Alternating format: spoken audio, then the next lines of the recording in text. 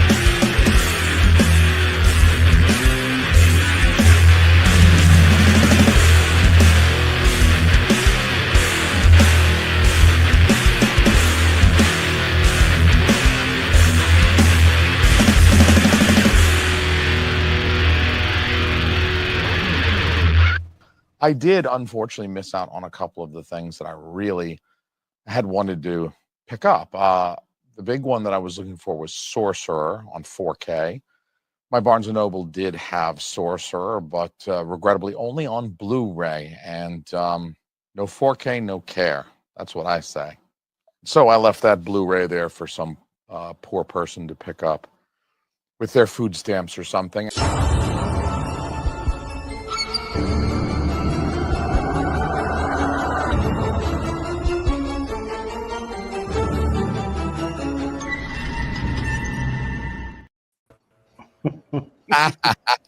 You left in the part about the food stamps. I hope none of your That's great, man. That was awesome. That's what got me to subscribe, by the way. I watched that. I'm subscribing right away. Yeah, Blu-ray is for poor people. I mean, that can be my initial hot take for the night. Blu-ray is for poor people.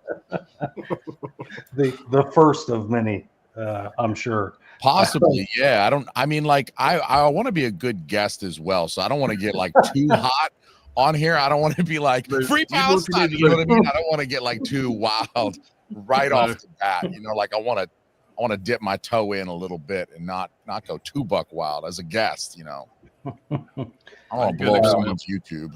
Welcome to the stream tonight, guys. Tonight's stream is brought to you by various EBT cards. Snap Ed. That was a fun video. Do go to the food pantry, you know, get free beans and rice and save your money and go buy 4Ks. And that's how smart people do it, you know? That's what you got to do. Yeah, that's the video that when I found Jason's channel, and I was a legitimate spit take when that happened. It's like, you can't say shit like that. That's not okay. That's not cool. Whatever. I'm like, that's the consensus. Yeah. I'm like, he obviously playing up the Criterion thing. Yeah. Obviously, that's the. But I'm like, this is the most self-aware Criterion guy on the planet. Yeah. Because that is absolutely not the case with Criterion people. Yeah. It's like that, it's that typical their opinion is the only opinion kind of person.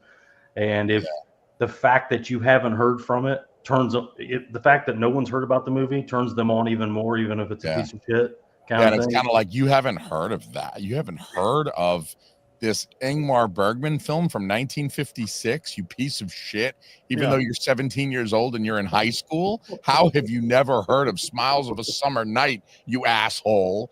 God, do you even like cinema? Do you even watch movies? What do? Just go home and watch Fast and Furious all the time on repeat? Yeah. You're already a Marvel boy or a Marvel bro. Yeah, I mean, it's that kind of thing. But we're a snobby type, which and it's well, I mean, you predate that. I mean, maybe it was always that. Maybe it was like, but you predate the internet age where we found out what these people were really like, and how pretentious and obnoxious they really are. Maybe they've always been that way. We just didn't know back then. It might be a little different these days. I used to be able to buy Criterions in Best Buy. I got a lot of my initial Criterion circa like 2005, 2006. I used to go to Best Buy a couple times a month and just, they used to have a lot of movies. It was all DVDs, but they used to have like racks and racks and racks. And I used to go up and down and I'd like grab new Criterions from there all the time, which made it feel a little bit more like this is what a common man does. Like, yeah, it's still extra expensive. So it made me feel a little bit, a little snobbish to pay $35 for a DVD or something. But, it was at Best Buy. So it was like, okay, this is normal. I'm not, it's not like Nordstrom. I'm getting measured for a custom suit or something like that. So, back in the these days, it's like. Back in the day, it was really like, this was the only way to get these movies. Yeah. This is the only way you're going to get a Thief 4K or a Thief Blu-ray at the time. It's the only company that's ever put out. Well, at that time in this country, overseas they had an era release and whatnot. But back then, the importing wasn't such a big thing back in the day. Back in the Best Buy days, it was like we had whatever was there. And then Amazon was still selling fucking books. So it was just a different time. So we had whatever was at the Media Play, the FYE. Media Play. You just said the magic words. When I bought my first Criterion, it was Seven Samurai in 1999. I bought that from a Media Play. I got my first Criterion out of Media Play. I'm like, dude, this DVD thing looks kind of cool, man. Well, shout out to Media Play. God, man, great memories when that store was still rocking. We never had those down here in Florida. I've never been to a Media Play. Never heard of it. They still existed.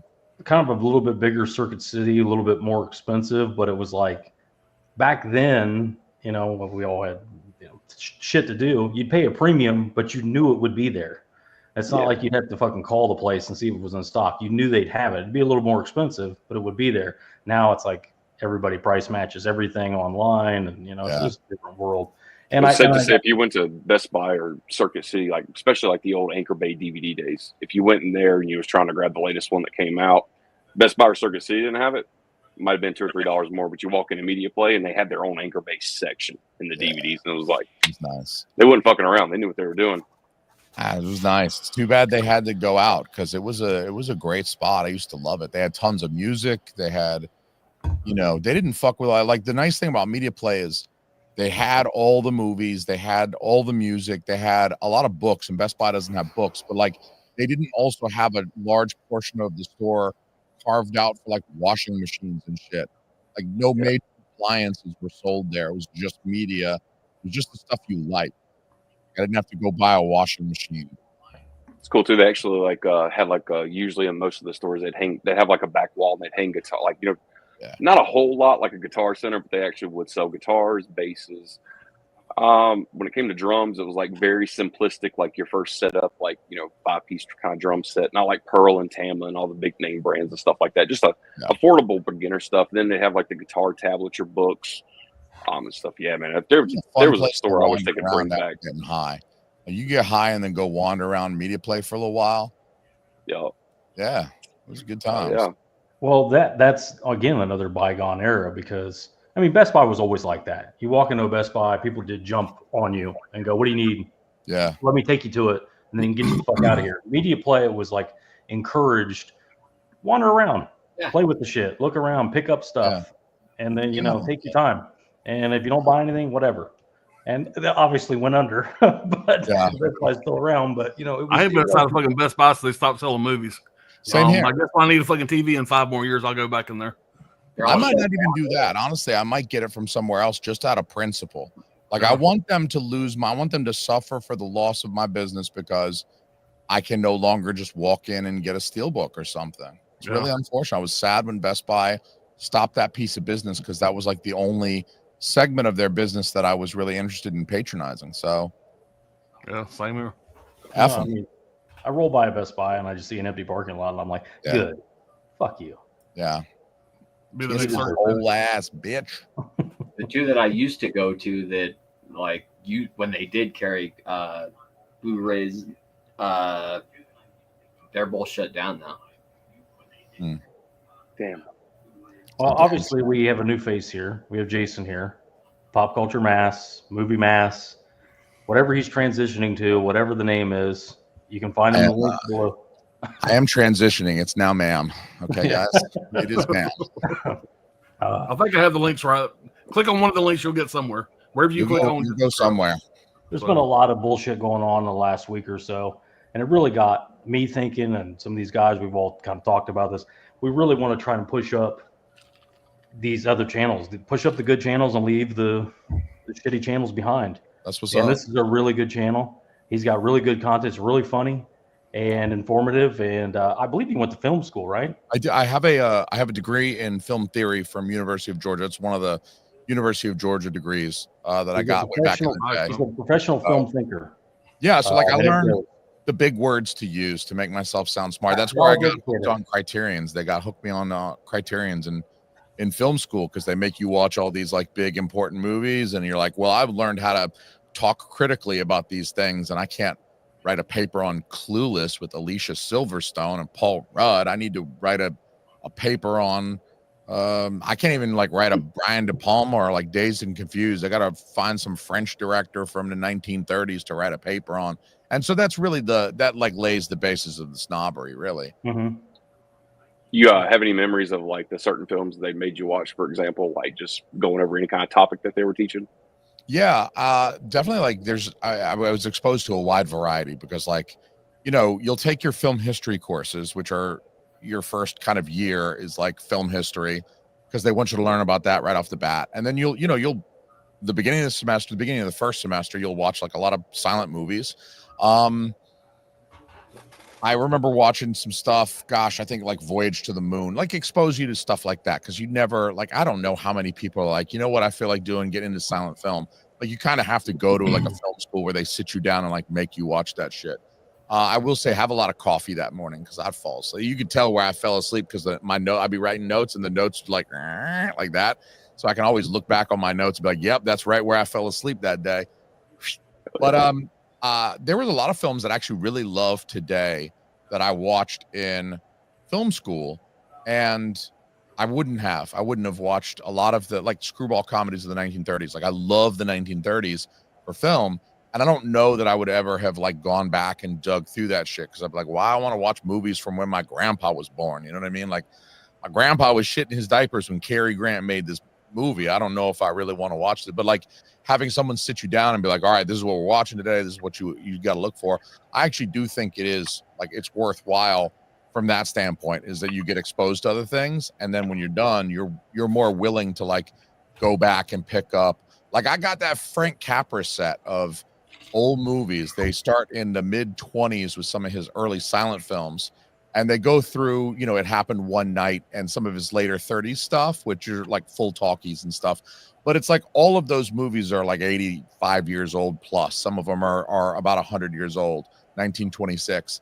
And it's like, I was excited to buy that shit, like $150 box set of old ass movies, and everyone else is like, you watch this shit? But like, I don't know. Well, it's like, it's kind of your point though, but the old people that we know, like let's just say Alan's dad who's passed, Johnny's dad, my dad, grandfathers, all that stuff, they didn't go back and watch movies from their youth.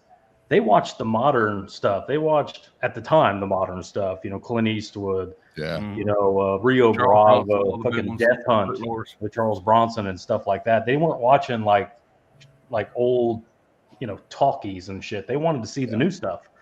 They wanted to see it's just like now we go backwards, whereas like the last generation or the generation beyond that, they went forwards. They wanted to see all the brand new shit. They didn't want to see or relatively new shit. It's like my grandfather didn't grow up with John Wayne, but he loved John Wayne as an old man. So it's just, he didn't watch the movies from the 30s when he was young. It's just a weird how that's. My grandpa definitely liked John what's Wayne. new is old again, or whatever.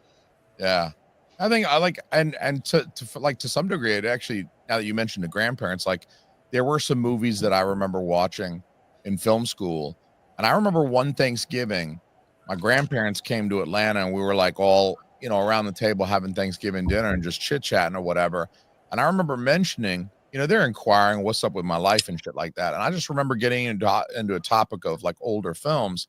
And I was like, oh, hey, have you guys heard of this movie or whatever, that movie, The Thin Man or whatever else? Some kind of bigger ones, but older ones, obviously. And they were like, I remember my grandparents being like, you watch that motherfucker? My grandparents were like older black people. So they were like, you watch that motherfucker? I was like, yeah, I watched that. Yeah. Maybe that's the reason why I'm not cultured at all. I didn't go to college and get a degree. I used to smoke a lot of dope and argue who would win out of Jean-Claude Van Damme or Steven Seagal. That's still a lot of fun to do. Like that's honestly that's my movie knowledge. That's where I got my shit from. Yeah, so I have zero culture.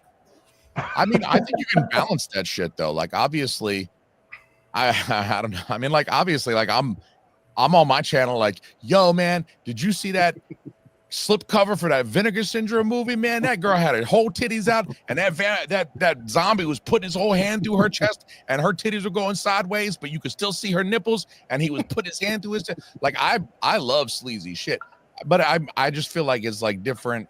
I don't know. Like I'll watch a French film from 1937, and I'm cool, and we can have like smart conversation about it, but I'm definitely throwing in some lowbrow and like, yo, did you see the titties on that Vinegar Syndrome? Like Tara 10 killer, and she's popping out of water, and them nipples are showing through that swimsuit. So I feel like, it's yin and yang. You need to have that balance in your life because, I like buying Criterions, but I also love buying Kickboxer on Steelbook with that slick, sick lenticular slipcover. You know what I'm saying? Mm-hmm. That shit is sick. Well, showed that shit to my wife, dude. Them panties were off so fast. I was like, "Yo, look at this lenticular slipcover," and she was like, "We're making another baby."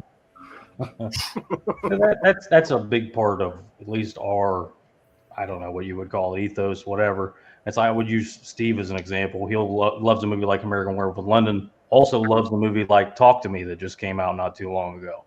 It's not like so rigid where it's like it's new, it must be trash. Yeah. Or it's old, it must be awesome. There's plenty of old movies that suck, and there's plenty of new movies that are good, and vice versa. Yeah. Just, you got to find whatever. And it's like if you really like movies, like you can find something to like. Like you shouldn't be that picky. I got some picky eaters in my life, like my brother and shit. I'm like, you don't like food, you eat because you have to. I like food. I'll eat fucking anything you put in front of me. I'm going to go to town on some cheap ass Chinese buffet, but if you want to go eat $100 meal, like I'm going to enjoy them both. So I feel like if you love movies, man, like watch some lowbrow Jean-Claude Van Damme while you're fucking eating edibles and drinking beer, and then pop in an Ingmar Bergman and fall asleep to that shit. I don't know. Try a new decade, whatever it is. Yeah. Try the 2010s, try the 50s. Try some of find the best movies of those days and see if they work, they don't work. Like, my girl's big into noirs. I know you're big into noirs. Like, the early stuff like that you like.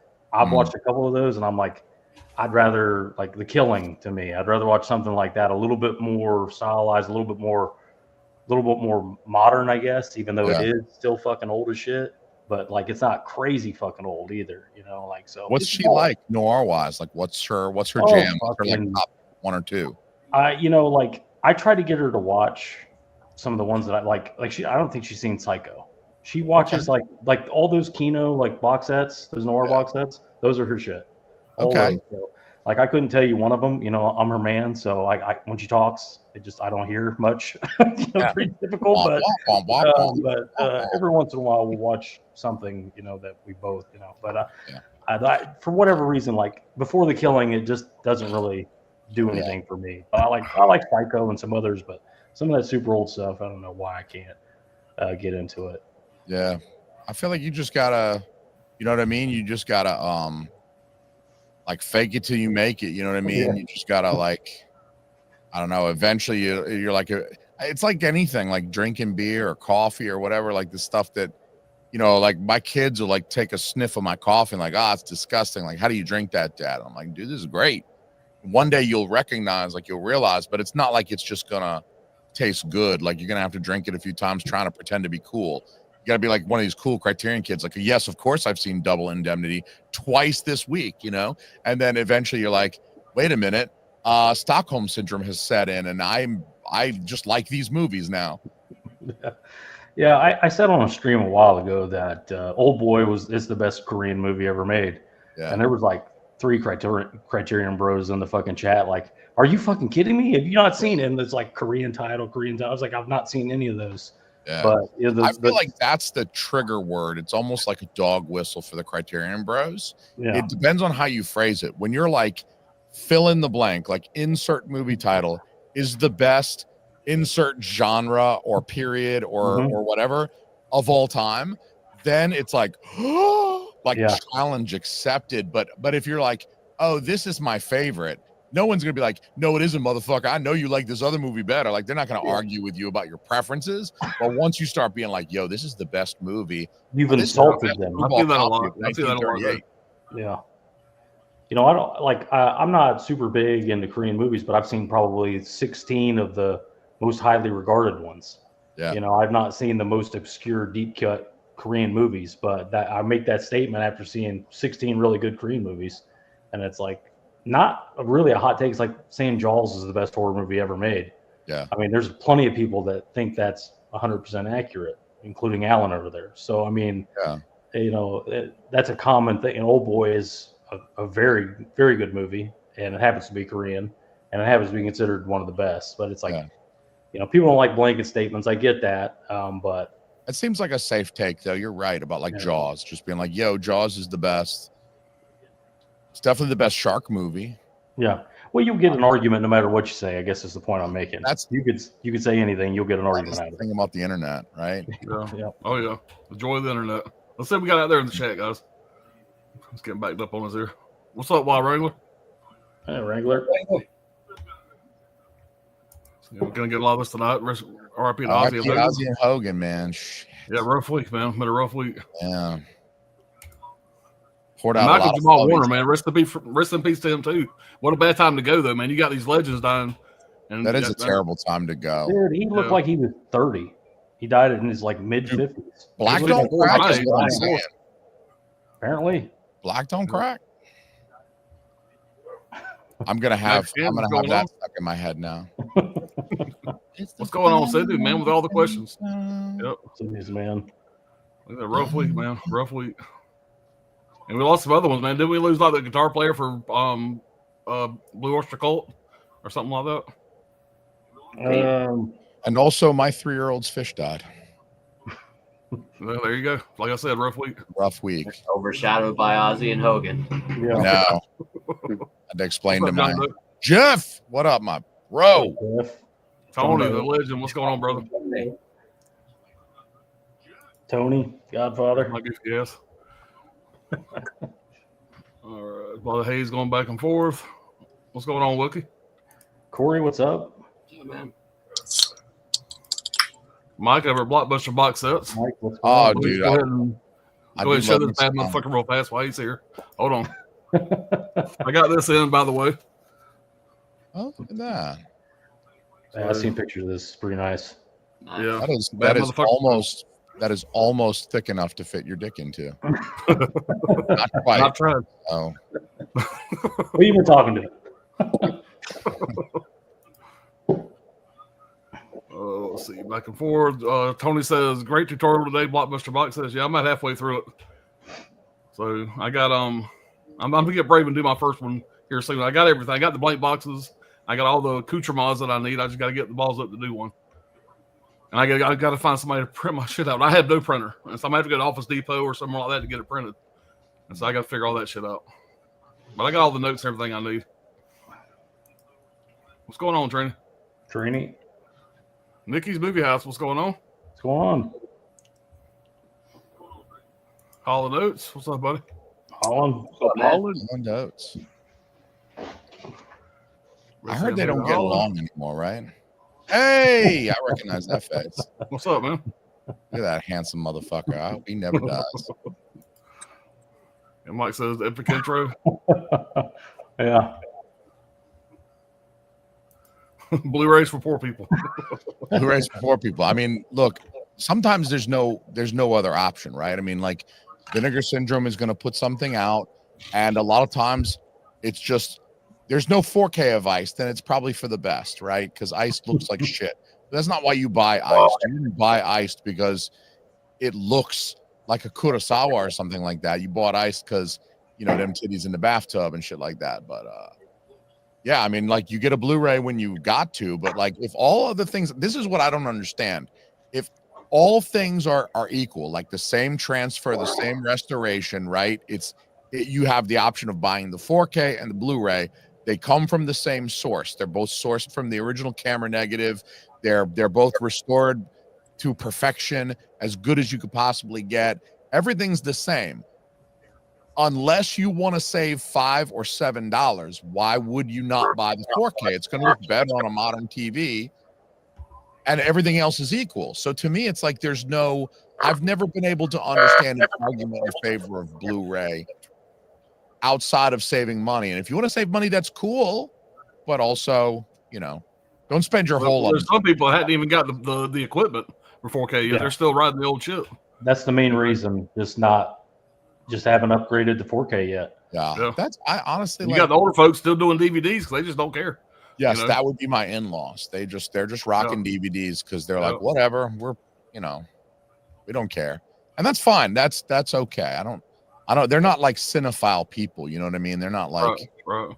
They're normies.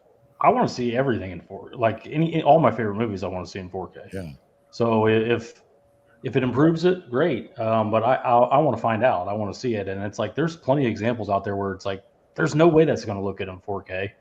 I use this example too many times. I don't care. The basket case 4K from Arrow. I'm like, I don't even know why I'm buying this. There's no fucking way it's going to look good. It looks better than it ever has. So, you never know until you actually watch the thing. And sometimes it goes the opposite way where you're like, why did they even like the 4K for Jason X from Arrow? The Blu-ray to me looked a hell of a lot better than the 4K.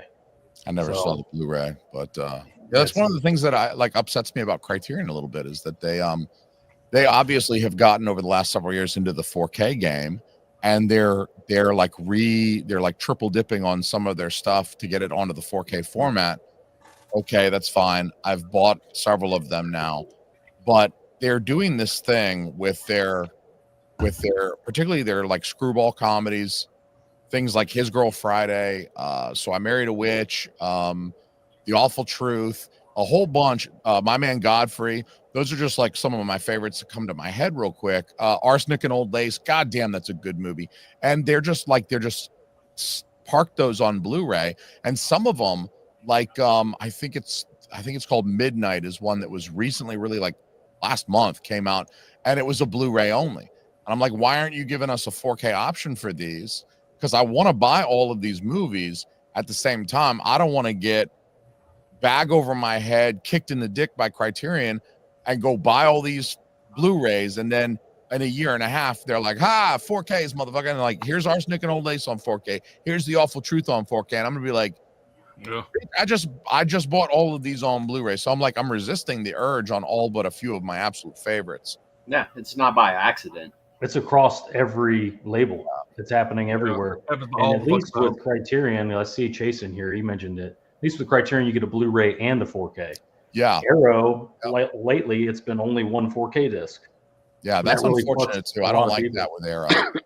Give me both. Vinegar Syndrome's good about giving both as well. You'll buy a 4K and it'll come with the movie on Blu-ray. So, just in case, because they don't. I mean, Vinegar Syndrome and even Criterion these days, it's like here's your Seven Samurai, and it's a Blu-ray and a 4K. And if you've got the 4K, obviously, cool. But if you don't, then here's the Blu-ray disc, and you can still enjoy the film on Blu-ray.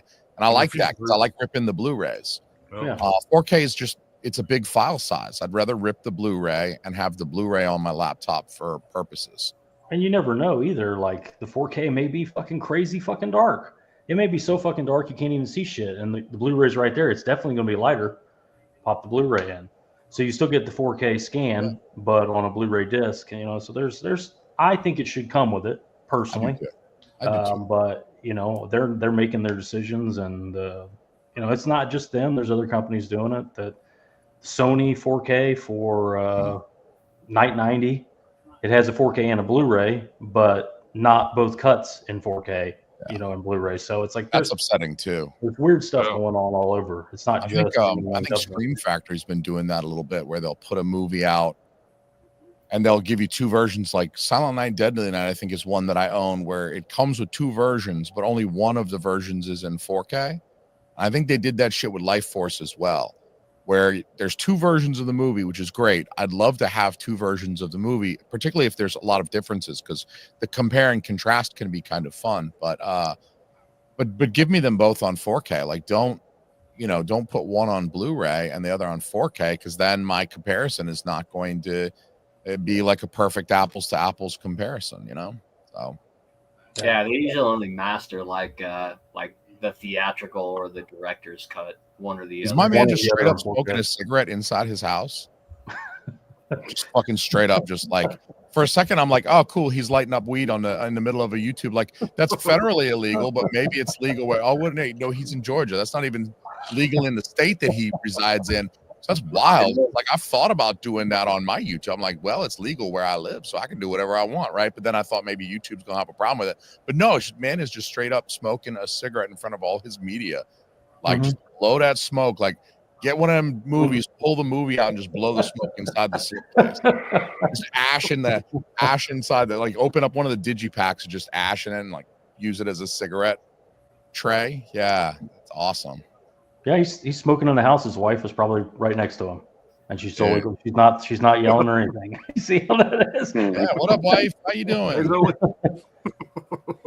Dude, make sure like when it comes time to get some action, make sure you like show her that sick lenticular slipcover. I'm telling you, like, even if they're not breakaway pants, they will be breakaway pants when you show her that sick lenticular slipcover. It's like, whoosh, you know, they just come ripping off. You know. Keep that in mind. Taking some notes. Yeah. Or, John Doe says the motherfucking Bishop of Bull Moose. I'm guessing he's talking about you. You see what I mean? Like, Bull Moose. You can't keep track of the name, whatever it is. Is it this? Is it that? I like changing it all the time. Yeah, it's really good for the subscribers, I'm sure. Yeah, but I talk about Bull Moose a lot because it's like a media play light. Yeah, it's in my area. And I like to. I was halfway through watching your room tour, so I'm enjoying that, man. Nice room, by the way. Another good channel, AVA Pop Culture. Really good channel. Go subscribe. That's the next Jeff down there. Yeah, for sure. Nice human too. Just a good person all around. Like, related to Tony. Yeah, doesn't he look like Tony? Did anybody else see him and go like, man, is that Tony's big brother? They're from about the same area too. Yeah, Chase is also a Georgia Bulldog, so. You know what I'm saying? Like, it's one of them things. Like, if you're from UGA, I can't help but love you. All right, got a question from Sydney here. Name some movies involving rape scenes that makes you feel uncomfortable to watch. Name one that doesn't. All of them. Yes, name one. Name one that doesn't. You're name one that's cool. You know, irreversible, top of the list. That's a great rape scene. It makes me feel all toasty inside. No, none. That's pretty gross. It's a How show, but the Serbian film Employee of the Month episode from Sopranos. Yeah. That's a tough one. Why are we watching this? Why is this even on here? Like, go back to the guys eating fucking lunch meat and bullshitting about whores. Yeah. I don't want to see this. Yeah.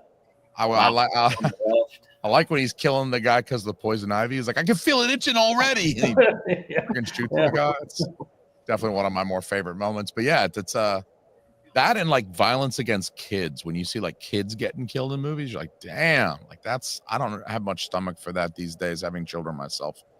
Now I just can't do it, man. The violence against kids, like in the end of what's that movie? Starts with an S. Sicario. And he like pops that dude's family at the end, including the two kids. And you're like, just damn, dude, like you got to shoot a 7-year-old in the forehead. Like, fuck. Like, I know the dad is a bad guy and everything, but like I'm pretty sure that 7-year-old didn't have anything to do with them killing your daughter. So like, yeah, popping a 7-year-old is just too cold-blooded for me. turns into a monster at that point. But what's that movie? A Girl with a Dragon Tattoo, the remake. That's a pretty extra heinous rape scene. Yeah, it's pretty heinous in the book too. Yeah, The original. Like showering and the blood's dripping off, and you're like, ooh, yeah. yuck. People talking about media play here, John Doe's media play in Suncoast. We did have a Suncoast for a little while here. Still have a couple I hear in Ohio. rumor that there are still Suncoasts around. Like you can find them in malls. There's a couple of them in Ohio. I know. If you want to buy a VHS tape for $45 at your place. Yeah. Yeah, they were fucking expensive back in the day, but that's all we had here. You guys down south remember Turtles video? Oh yeah. Yeah, we had a couple Turtles there. We had 2 I know of. Yeah, I love Turtles video, man. I don't know why. I was like a little kid back then. I was like 7 years old or 8 years old, and we'd go to Turtles videos to rent. This was like pre-Blockbuster days. We'd go to Turtles videos, and I guess I just liked Turtles as a kid, but shit. Hold on. Drive the chat. My name Mouser's died. Drive the chat for a minute. See where we're at here. I'm gonna go see if my beer is cold enough. Shit. I just killed the chat with I just killed the conversation with I like here. I like Turtles. Let me get a beer. I like Turtles. All right. I'm still scrolling here. I'm back, man. Tony, you got it? Okay, I see it there. I just have to plug it in. What's up, Bacon? What's up, man? I was past my bedtime, Brad, but wanted to say what's up. Cool. Appreciate you dropping in, man. And Mike says, media play. I love that place. They had a great rewards program. Yeah.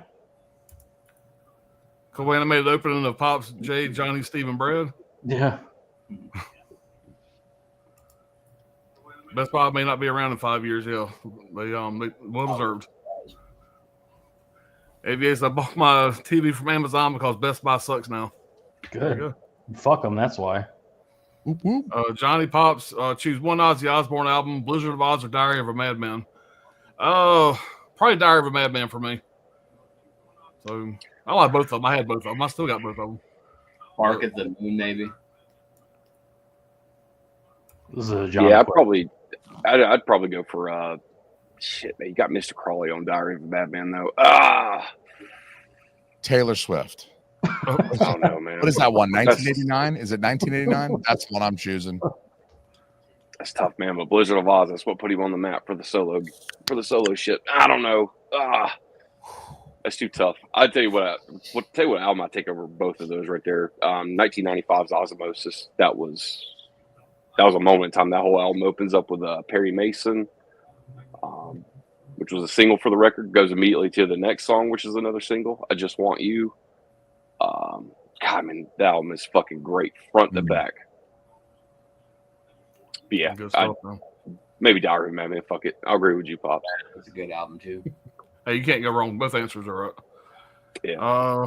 Well, shit, Brad just said he was leaving me behind. At least Jason's getting his reserve props. Who is leaving Jeff, my man? No, we all know Jeff. Jeff's a good guy. Love me some Jeff, dude. Yeah, Jeff is like the nicest. Out the bad folks. I agree. 100%. Ken Carlson, what's going on, man? Everyone pre-order Arrow's MS-45 4K is freaking great. No, I didn't get that one, but I did pre-order fucking Return of the Living Dead, probably my 9th copy. Yeah. And fucking Spawn. Which I've never seen Spawn. This is gonna be a first time watch for me, but I got the 4K copy. Brad's recommendation. Watch the animated series. Yeah. Yeah. I haven't seen Spawn since the theaters, but I'll pick that one up just for nostalgia. Well, there's the new cut, there's the unrated cut and everything, but I know Alan pretty well. He's big into superheroes and stuff. There's no way he's not gonna like Spawn. R-rated, crazy shit. Yeah, I went to see that movie in high school with this girl that had big old titties. And that's all I remember is just Ken, I'm gonna pull a Lumberg and go ahead and disagree with you. I do not like MS-45 at all. That's a weird rape revenge movie. I'm not on YouTube, bro. So weird. It's on YouTube. Watch it on YouTube. Maybe you guys will like it. I didn't care for it at all. It's an Abel Ferrara film, so I'm almost certainly going to pick it up. If you haven't seen it, man, like I said, YouTube's got a 1080 rip of it. I'd watch that one. Yeah. Wild Wrangler says Jay watched the Phantom of the Opera 1925 for the first time this year. Oh, hell yeah! I think I've seen that one. I had like a Phantom of the Opera thing for a while, where I consumed all of the Phantom of the Opera related media. Because Emmy Rossum was in the most recent live action one. Y'all know about her? She's that chick she's been in some other movies, but she was in that show Shameless, and she used to get naked in that show too. Very nice. Very nice. I don't think she gets naked in Phantom of the Opera, though, regrettably. At some point, it's like your job. Like, you remember, like, Linnea Quigley? Yeah. Like, she was brought in to get naked. Like, Margot Robbie was that girl for a while. And it seems like, what's the girl with the tits? Sydney Sweeney? That's her job now. She's the naked girl now. She's embracing it. Yeah. As she should. Make hay while the sun shines. Because, one day she's going to be like 60 and gray hair, and then big old boobies are going to be hanging down to her waistline. And you know what? She should just make the money now while she can, stack it up, make some good movies. And then, maybe if she does well enough now over the next 10 years or so, she could just live off the residuals and coast. And you'd be like, fuck it, yeah. So what if my hair is gray and my tits are saggy? Well, I got to stack money. She did cameos later. Barbara Crampton and this chick from The Howling, Yeah. What's going on, sir? We're saying, hey, Riverman, what's going on? What's going on, Todd? That's another thing I want to mention. Guys in the chat, if you got channels that we don't know about, I want to hear about it. Like, Pimp Brent Madison, I saw him on your channel. I'm like, Brent, what the fuck? I didn't even know fucking about this channel. You should have told me about this channel. I want to hear about these channels. I'm not trying to, like I said, Chase was talking about gatekeeping. I'm like, let's not keep these channels privately to yourselves. Share them around. Absolutely. Do all the shit you're supposed to do. Comment on the videos, like the videos, get them out to other people you know. Yeah, something that I do like about being a smaller channel is that I can tell myself, like, I am the best kept secret. Yeah. I'm just, all these people enjoy my shit, but they don't want to tell nobody else about it. It's like, like your favorite band that for some reason, when you're a teenager, you're like, don't tell nobody about this band. I don't want them to be successful. You know what I mean? I want them to quit and go back to day jobs in the corporate world. It's like, oh, well. Sure. Get it out to everybody. If you like a channel, share it to other people that also watch stuff on YouTube. Jason, you like Vincent and Criterion because you're a man of culture. That's what I'm saying. And I think Vincent and Criterion are two sides of a very similar coin. They have a very similar fan base in a way, even though they produce very different products. They both have, I 1,000% agree, because Vinegar Syndrome will have a new movie coming out, Satan's Red Asshole, and new from 1981. Nobody's fucking seen it. Is that getting a 4K? Nobody's seen it. It's coming to 4K. But there will be their fans going, you haven't seen Satan's Red Asshole? Where have you been? That's like my all-time favorite movie. It's a beautiful film. It's incredible. It's got so much character, and it's insane. And the Criterion will come out with a movie about some lady from the 50s who lost her handbag visiting the Eiffel Tower, and it has no dialogue. And they'll go, you haven't seen Les Perse? What are you, fucking gay? Like, it's the same shit. Just like you said, it's flip side of the same coin. Because only straight dudes watch French films from the 1950s. Exactly. Like, I know you're watching a lot of Jean-Claude Van Damme and shit. You watch a lot of Arnold, Commando and shit. But, like, that's pretty gay. I don't know. If you ask me, he takes his shirt off a whole lot. If you're watching Commando, I don't know. I think you're probably gay or something. But, if you watch this French art film from 1954, it's got Audrey Hepburn's third cousin who's French as shit. And it's about her and her gay cousin dude who go to the Eiffel Tower, and she meets this other dude, and they bang, and she gets pregnant, and he leaves her, and then Dave, you watch that movie, you're straight as shit, though, dog. That movie is that. If you like pussy, that's what you got to watch. Your Criterion character has a very strong Brooklyn accent. Yeah, my Criterion character was very uber heterosexual, so he had to play it up a little bit. Very manly. Because he's like, yeah, you watch the French films from the 30s through the 60s. That's how I know you eat pussy, dog. Mm-hmm. He's got to get like a little bit of that, like what's his face? What's his name? Shit, my brain's not working. I didn't even eat an edible. I completely forgot to eat an edible. My brain is not. Why you're not firing right now? I don't know how I forgot to eat an edible. The chemicals are not. They're not running. The brain's dry. It is. Riverman said, "Pop smoking a spliff. What the fuck's a spliff?" It is a marijuana cigarette. Uber. No, definitely not. I'm high on nicotine. I'll smoke for it. There are very few of us who like Criterion and Vinegar Syndrome. I like some of both. That's a different breed for sure. Chase is another one of those dudes that just likes movies. You know what I mean? Like that's why I recommend them so hard. That's why I immediately shared your channel, Brian's channel over Last Movie Standing. It doesn't matter if it's this label, if it's that label, if it's cool to like it, if it's not cool to like it. You like the movies you like, and you know, like I said, there's certain takes out there that are regurgitated over and over again, like X, Maxine, and Pearl. Mm-hmm. Well, if you're a Criterion type, you like Pearl. If you're a mouth-breathing piece of shit, you like X. If you're like a half-breed, if you're a daywalker, you kind of like Maxine, and you know, you try to ride that line there. You know, so it's like I said, those regurgitated takes are kind of what irritates me, and it's like Chase. I watch his channel, and it's like there's no telling what the fuck he's gonna pull out, and there's no pigeonhole in him. It's just like I like this, I didn't like that. Yeah. These two movies are almost the same thing. I hated this one, I like this one. It's no bullshit. And like I said the same thing about Brian. I could say the same thing about your channel, our channels. It's the same way.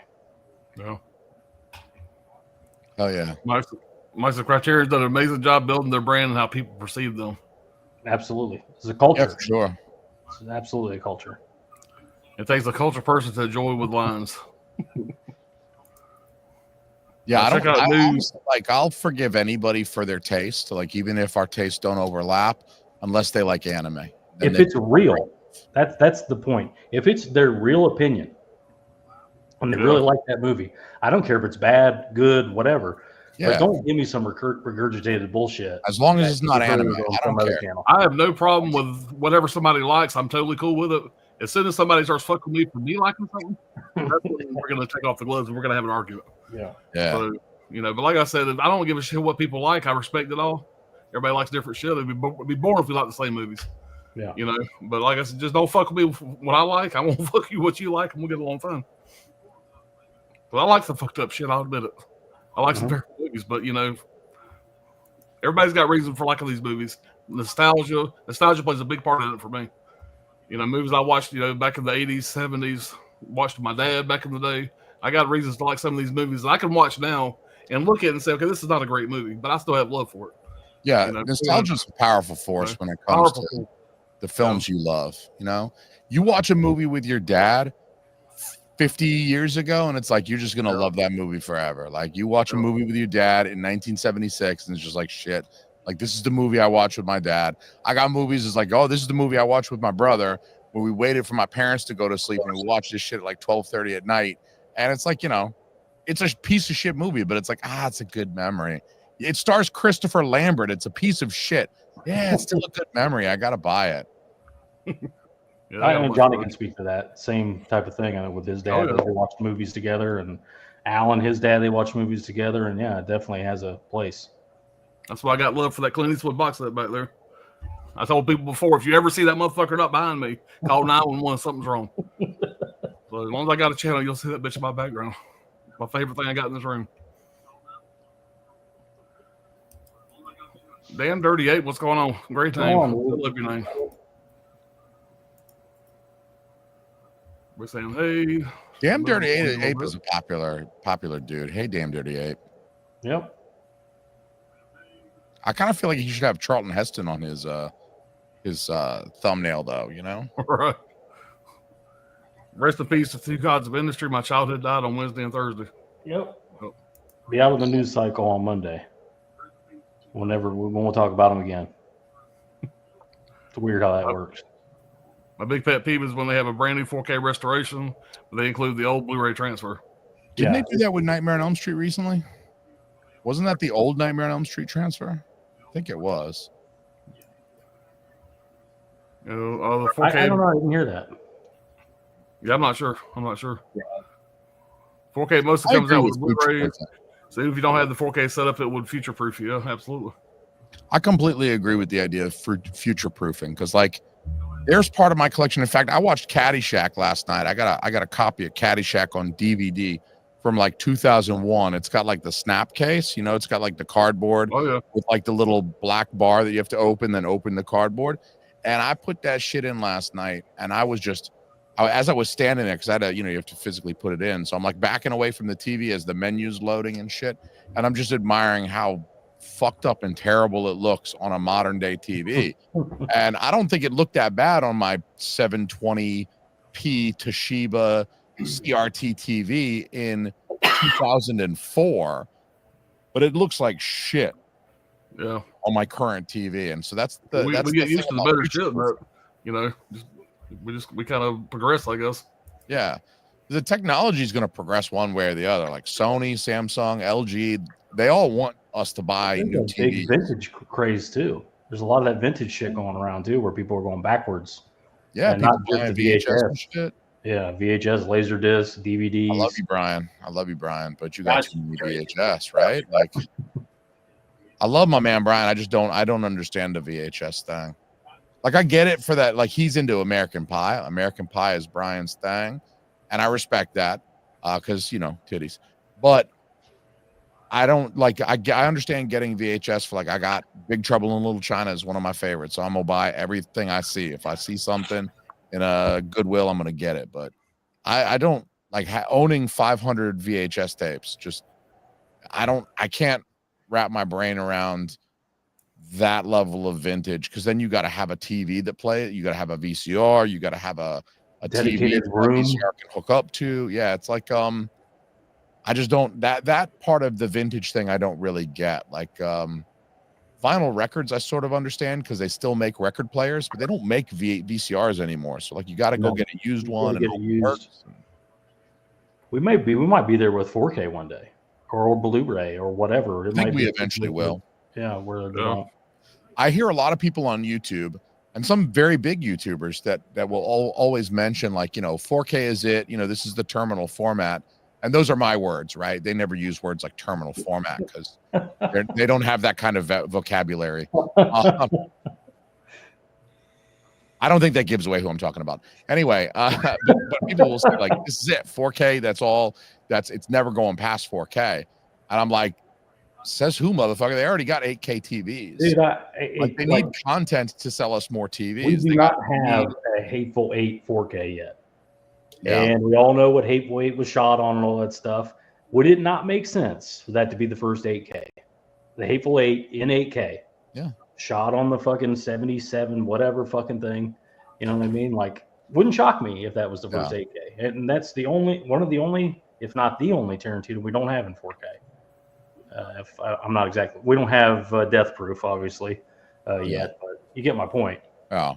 So, I mean, could it be here? Who knows? Would people buy it? Absolutely, they'd fucking buy it. So, I think physical media is not dying. I think everybody who says that is wrong. I think if anything, it's better now than it was 2 years ago or 3 years ago. I think it's resurging a little bit. So I think, in 10 years, 20 years, they're still going to try to sell movies on some kind of physical format. And I doubt that is going to still be 4K. Like, 4K is not going to last longer than VHS and DVD put together. Like, those are some long-lived formats. And I think, they're going to have to move on at some point in order to sell you the same movie. How are they going to get you to buy The Matrix again? You've already bought The Matrix on DVD, on Blu-ray, on 4K. They want you to buy it a fourth time. They're going to have to come at you with some other value proposal.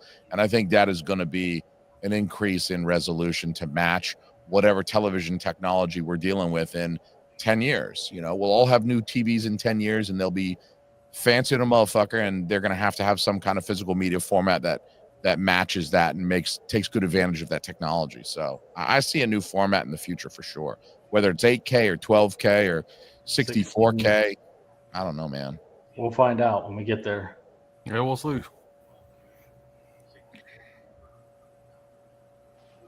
All right, let's move along here so we get started. Riverman in the Mouth of Madness, 4K a day, one purchase. Weird that they got that away from Screen Factory like that. And the Screen Factory's already putting a release out on a steelbook, so I don't know what the hell.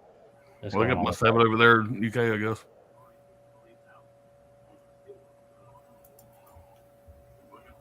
All right. My Wrangler says my grandfather smoked 3 to 4 packs a day. All right. How long did he go? My aunt started smoking when she was like 13, and she made it to like 86 and died of dementia or some shit. Yeah, I think she got like hit by a truck where she wandered out. She didn't know what day it was and wandered outside, got hit by a truck. She didn't even, I mean, the smoking didn't touch her. They made them better back then. Yeah, sure did. Sorry if I'm skipping anybody here, guys. Trying to catch up on the chat here. Sir Hong Kong Fooey. That's me. It's another one of my nicknames because I like them. I like them Hong Kong cinema movies, man. I love it when people start karate chopping each other and shit. Go Dogs. Yeah, I can't do the violence against kids stuff. I even hated that one from that new Nosferatu. Yeah, they lost me a little bit there because I got 2 daughters, and he's just like munching on that dude's 2 daughters. I'm like, that's me, motherfucker. That's my. I mean, I got a wife and 2 daughters. What are you doing that to me Let's for? be glad he didn't rape them. I mean, goddamn, he raped everybody else in the movie. Yeah, he had that big old Nosferatu. Guys, whatever. He didn't care. Turtles Records, man. Turtles Records was badass back in the day. I bought my first Beastie Boys CD. Not CD, cassette, whatever, fucking Turtles. I just thought that popped in my head for some reason when you said Turtles. Great movie, one of my favorites. Let me explain how psychopathic I am about movies, though. Return of the Living Dead has that title at the very beginning that tells you that it's occurring on July the 3rd. And so, like, I can't watch that movie any other time of year. Like, I'm psychotic enough that I'm like, there's a reason they're telling you it's July the 3rd. I can't watch that movie. Like, I can watch it on July the 1st, right? But I can't watch it in May. If you're like, yo, let's watch Return of the Living Dead, and I'm like, dude, it's May. You got to give it another 2 months, then we can watch it. That's how crazy I am. Oh, yeah, Lon Chaney, man. Shit, yeah, that was a real early Phantom of the Opera. 1925, Lon Chaney. Wasn't even Lon Chaney Jr.? Yeah. You love me some Phantom of the Opera. Yeah, so that Spawn release is loaded. I'm looking forward to checking it out, man. Spawn is my childhood. I collect the comic books of that. That's why I'm gonna have to say from now on, I'm as loaded as that Spawn 4K from Arrow. Like when I get really messed up, I'm as loaded as that Spawn, and everyone is gonna look at me like, "What are you talking about, man? We don't collect DVDs." Yeah, that's the thing that's different, man. Back in the day, everybody I knew had somewhat of a collection. Not really a collection. They had 10 or 12 movies at least. You know, now, motherfuckers come over here and go, "Damn, you still buy these things?" I got so many people that don't have shit. They're streaming 100%. Yeah. They think I'm fucking psycho when they walk in this room. It made me so sad to learn recently that neither of my 2 younger brothers own a Blu-ray player at all. They're just like, we don't have I wanted to get them movies for Christmas last year, and they're like, why? We don't own players. Like, I can't do anything with this. And it just made me sad. And I had dinner with them, I don't know, a month and a half ago when I was down in Georgia, and they were like, why do you buy all those movies? Like, doesn't that feel stupid? And I'm like, does paying $16 a month for Amazon Prime and still looking at commercials feel stupid? Because it sounds pretty stupid. Just saying. Preach. Choose one, Training Day or 7. It's going to be 7 for me every day of the week. Yeah, 7. I love both of them, but 7. Sure. Both good movies. Keep those questions coming. Make them harder next time. Like, which daughter would I choose to save or something like that? Put me in a real dilemma. Silence of the Lambs are 7. Oh, Silence of the Lambs. That's another easy one. Yeah. Jeff, that's why I love you. I mean, that's not the only reason. I have reasons that I love Jeff, and I could list them out. Spread the disease. Everybody got subscribe to Sarah also. Sarah's got a nice channel over there.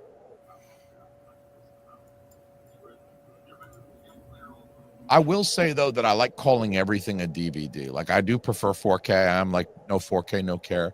But I like the idea that sometimes an item becomes so popular that its name becomes ubiquitous for like an entire like industry, like Kleenex. Like that's a brand of tissue, but like you could be like, yo, I need a box of Kleenex. Like, let's go to the store, put that on the list. We need to get boxes of Kleenex. Like you don't even say tissue anymore for blowing your nose. You're just like Kleenex.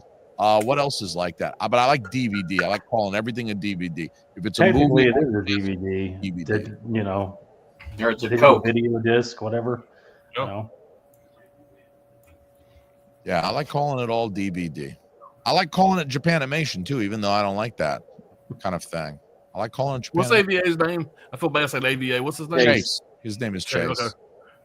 Because I catch shit for being the guy who will watch the Seventh still, and then Demon Win and enjoy both. And why shouldn't you? You know, why does it have to be one thing? Like, why do you? Yeah. I that's the Criterion Bros. Even though I am one, I just never can understand the idea that you just like you're too good for something. I've never been too good for anything. That's why I had a thing in college called Hog Hunt Thursday. Went home with a lot of fat girls on a lot of Thursdays. You'll appreciate this, Jason. I've now 69 Criterions in my collection. Do not buy another Criterion, please. I beg you. Don't buy another Criterion. I hope you get 69 copies of Mac and Me sent to you. Shit.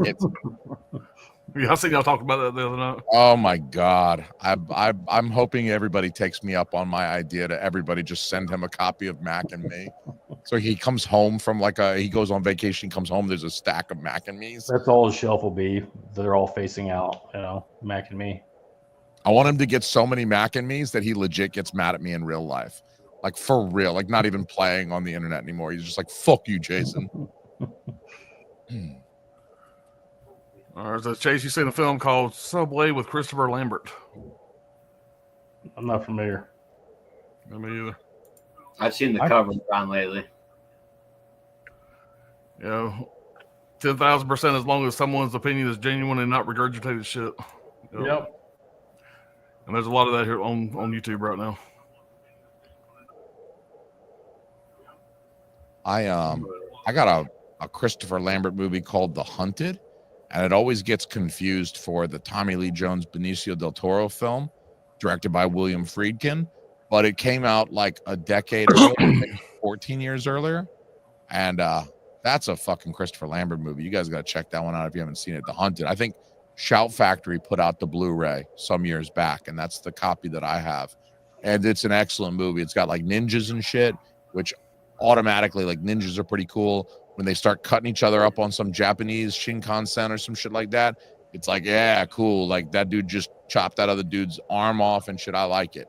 So I have to recommend that one. It's got Christopher Lambert in it, and I think he bones that Japanese dude's old lady, and it's pretty cool. Sounds like a horror pack title. I think I've seen that.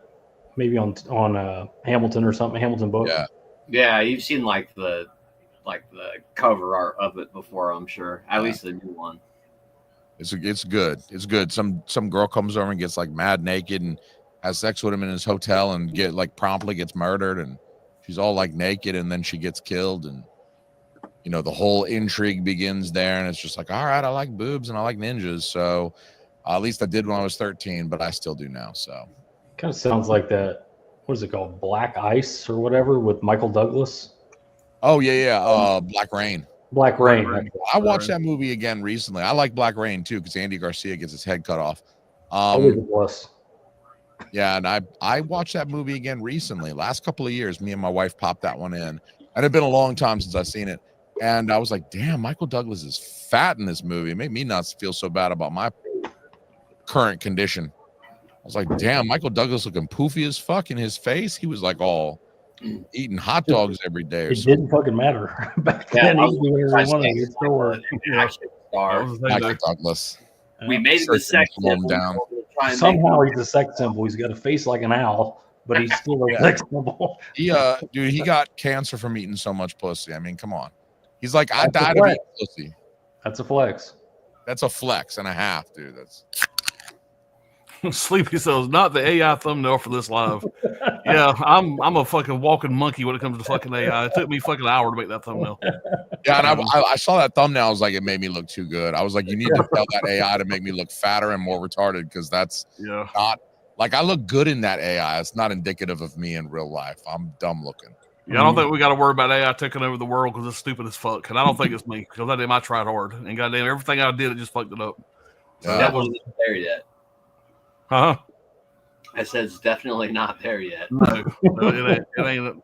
It's pain in the ass. I thought Johnny's looked like him with fucking hipster clothes and the glasses, but it's like AI thought me and Jason were the same person, so it just combined us into one. It did that about 9 times when I was switching it.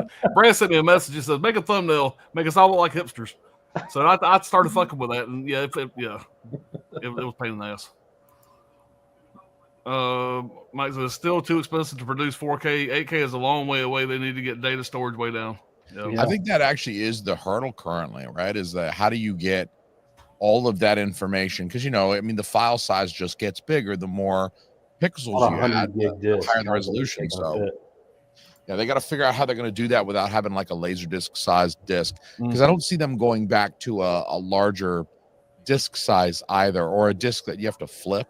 Halfway through the movie, you have to flip it over to the other side, like you used to have to do it with Laserdisc. I don't see them doing that. My original copy of Goodfellas actually was like you had to flip it because Goodfellas is a slightly longer movie. My first DVD copy of Goodfellas, you had to flip it, and I remember putting it in the very first time I watched Goodfellas. I put it in fucked up, and it started from the scene where Karen has the kids and she's like beating on the door and ringing the bell, and she's like, Janice Rossi is a whore.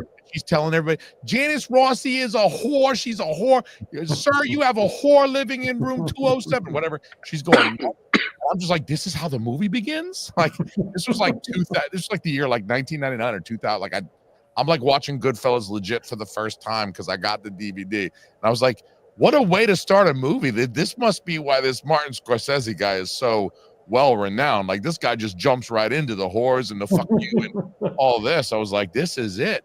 And I got similar to a Scorsese opening too. So I can see why you could think that. And I watched probably like 15 or 20 minutes of that side of the movie, and I was like, wait a minute. I was like, this can't be right. I'm missing too much. And so like I get the discount and I'm like, oh fuck, there's a whole first side on this. Because they couldn't put art on the DVDs back then either, because it was just information. So you had to look at that little ring around like in the middle, and it was like, oh, this is side A, but it says it like real teeny tiny. I'm like, how the fuck am I supposed to know that? Come on, I'm like 17 and I just got my first DVD. What do you want from me? Yeah, I'm sure that was a common occurrence back then. Yeah, Tony, I remember that buying concert tickets from Turtles. Turtles, man. They had a little special machine over in the corner. I don't even know. I mean, like, that's the thing about the 8K. It's like, yeah, you are eventually going to hit the upper limit of what you can get out of like film stock, like how much information is actually on. Most of it's going to be 35 millimeter. There's relatively less like IMAX, like 70 millimeter or something like that. So it's like, how much can you really get out of it? But even without upscaling, and maybe you're only getting 6K or so resolution out of there, like, can you still put that on some new format disc? Like, even if it's not 8K, whatever name they come up with it, like, I don't know, like Pink Ray or whatever. That actually sounds more like Pink porn. Ray is pretty good. Yeah, it would be. Pink Ray sounds like porn. There's definitely somebody get railed on that. I don't know. I don't think it would be every release in 8K. I think it would be a special, like you said, The Matrix, or like I said, Hateful Eight, Gone with the Wind, Godfather. It would be very, very The Shining. Can't be Gone with the Wind though. They got to take Mammy out of there. Yeah, put Mammy back in. You can't have Mammy in there. That's racist. Hey, I feel like that was 4K, though, right? Like 4K started out very, like when they first started coming out with 4K. Blu-ray started out that way. Everything didn't get a Blu-ray, back in the day. So I think it'd be about the same way. There's very few things in this world that I hate more than those like early, like 2010 Blu-rays that have all the bullshit on the cover. You crappy Blu-ray. The Lionsgate ones are really bad. That's a good point. The only thing about 8K is that most film stock caps out at 6K, so you'd have to AI upscale most of that 8K, and people attack the AI upscales. Even still, they say a human eye, even with better than perfect vision, you still can't. It can't pick up a difference between 8K and 4K. So who knows what it'll be? I would say that's probably true, especially using like current television monitor technology. I just think, as they progress with television monitors, I mean, they're going to need to have something as part of the value proposal for that. So like, how do you get somebody to spend $3,000 on a new TV?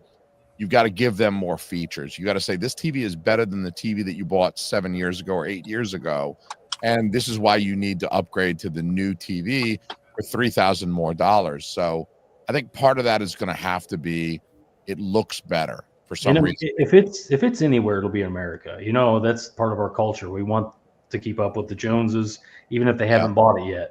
So we want a new TV. We want a better performance. You want to be the first motherfucker to be like, yo, I got the 8K, suck my dick from the back. 3D, you know, it was every time there was a new upgrade, everybody went and got it. So trust me, I can't wait to get on my channel and be like, 4K is for poor people. Yeah. I got 8K bitches, you know what I mean? Like, I can't. The day will come. And imagine what the price would be for 8K. You're talking $100 for a release, probably. Oh yeah, easily. Especially in the beginning when there's very little demand. So, you know, you don't have, you're not moving as many units. So you just make up for it by charging way more. And Chris says, I got concert tickets for Metallica Summer Sanitarium. It's same good as, I think, 1999 Candlestick Park. Mike says, a lot of stuff in the early 2000s were shot digitally on 1080p cameras, so there's no new info to be formed. Yeah. So like I said, I don't think it would be everything, but. And that doesn't stop them from putting something lower resolution on a 4K disc, right? Like, you know. The more space you have, that's what they say. You know, a 100 gig disc is better than a 66 gig, you know, as far as the bit rates and all that stuff. So, you know, I think that's why personally Aero Blu-rays, like back before they were doing 4K, Aero Blu-rays always looked better to me because I think that they used a bigger disc, you know, versus a studio that's going to use the smallest fucking disc they absolutely can. And a lot of times that, you know, Blu-ray was only the movie and there was a bonus features DVD or whatever. So, you know, the compression and all that shit. Yeah. Yeah, I think most folks are not as like on it, and they'll just buy whatever's put out. They'll buy an 8K because it's 8K, not even really understanding that the 35 millimeter only contains like the actual, you know, negative that's being scanned and transferred onto this disc is not even 8K. But like, who cares? It says 8K, and it's like it says 8K. I gotta have 8K. Yeah. More than I have an 8K TV. They actually upscales, kind of like when you first got a fucking a 4K, it would upscale the Blu-ray. The 8K TV actually upscales the 4K. If I play a 4K in here compared to a 4K in the living room, that's not an 8K TV. It's not a day difference. There's a big difference in the quality of it. We watched. I don't have shit in 8K. Probably may never have anything in 8K.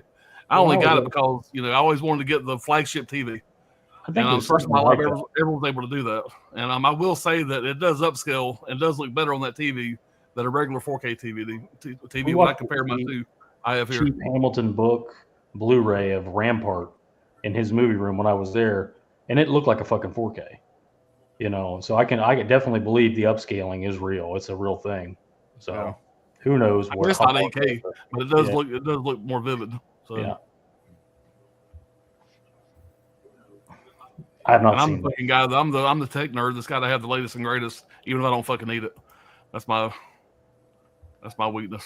Battle of the Reap movies. Yeah, Fast Times or Revenge of the Nerds, man. That's a tough one, man. I got love for both of those movies. I'll take Revenge of the Nerds on that one. Yeah, I probably will too when you get down to it, man. But like I've watched both of them a million times. Yeah, they're both good. I mean, I'm glad I don't have to make that choice, but I'll take Revenge of the Nerds. Dead even. That's the movie that could not be made in 2025. Neither one of them, really. Yeah. Oh yeah. Let's get on through the chat here, guys. We get started. We're fucking hour 15 minutes and we ain't showed the fucking title yet. That one was considered blasphemous at the time because it's like you have this whole scene where like Jesus is kind of tempted to use his divine power to kind of come down from the cross, like what his life would have been like as like a mortal human. Like people got kind of upset about that, but I think it's a fine movie. I've got Last Temptation on Criterion DVD. I haven't upgraded that one yet, but Last Temptation of Christ is a thumbs up. I recommend. It's a good movie. It's obviously not canonical. I mean, if you're a Christian or Catholic or whatever, it's like obviously like sort of like fan fiction compared to like the Bible, but like, it's fine. Fan fiction. It's Martin Scorsese fan fiction.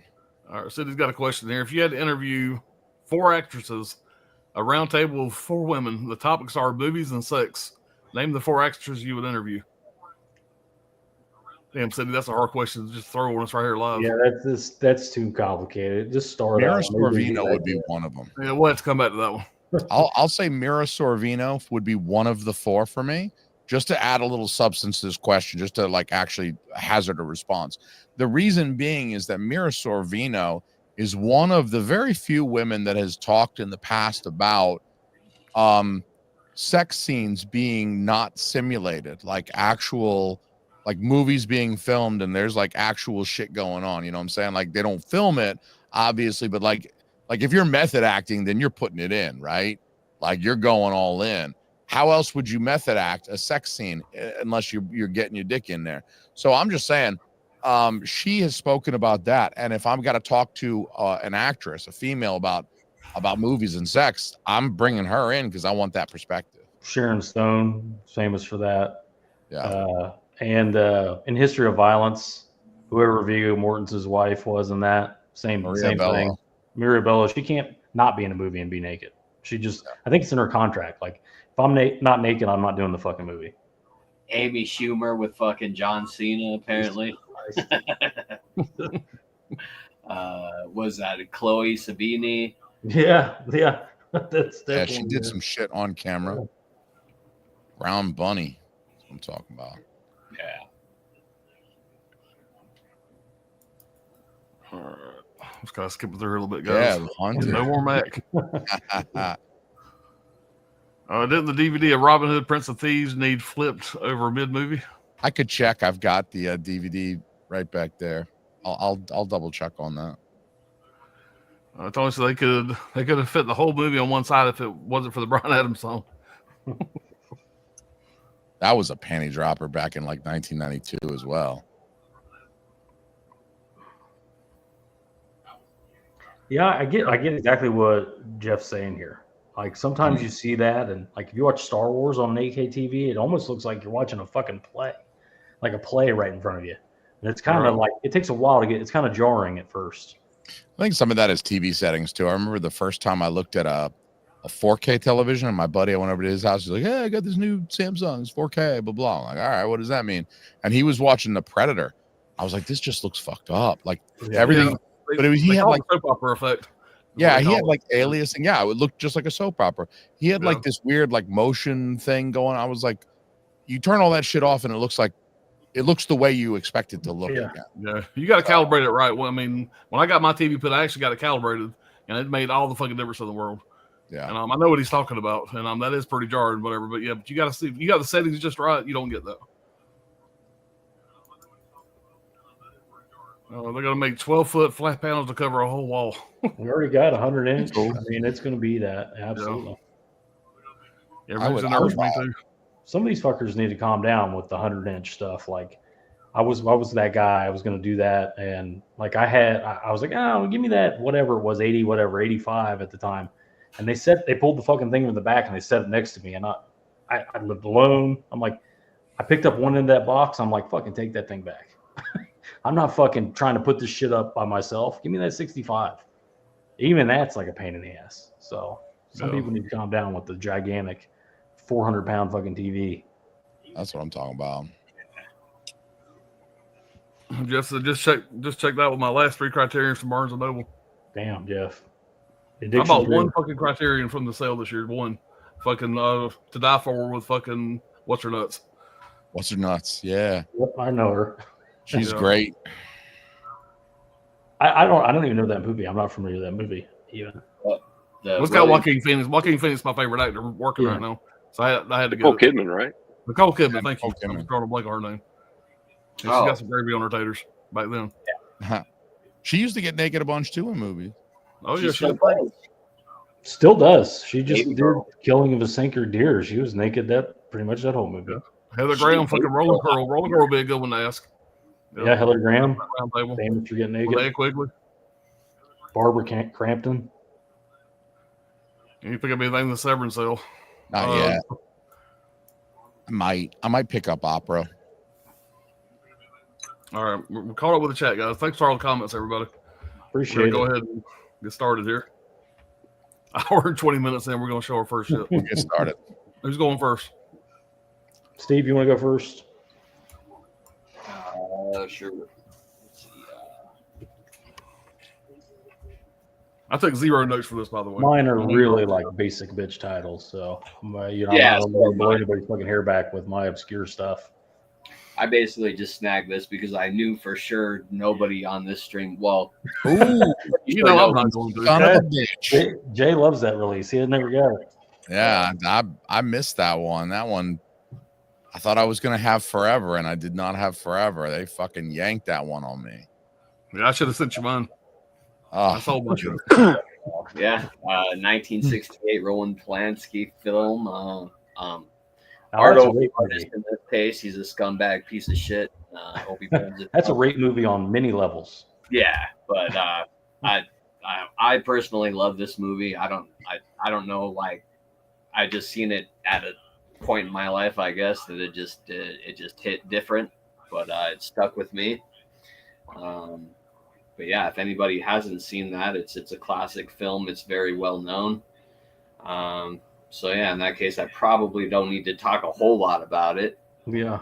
It just follows Mia Farrow and her piece of shit husband moving to a apartment in New York City, and they live next door to a very weird couple, and an elderly couple, and a bunch of weird shit kinds of starts happening, and she kind of slowly figures out a conspiracy to give birth to Satan's spawn.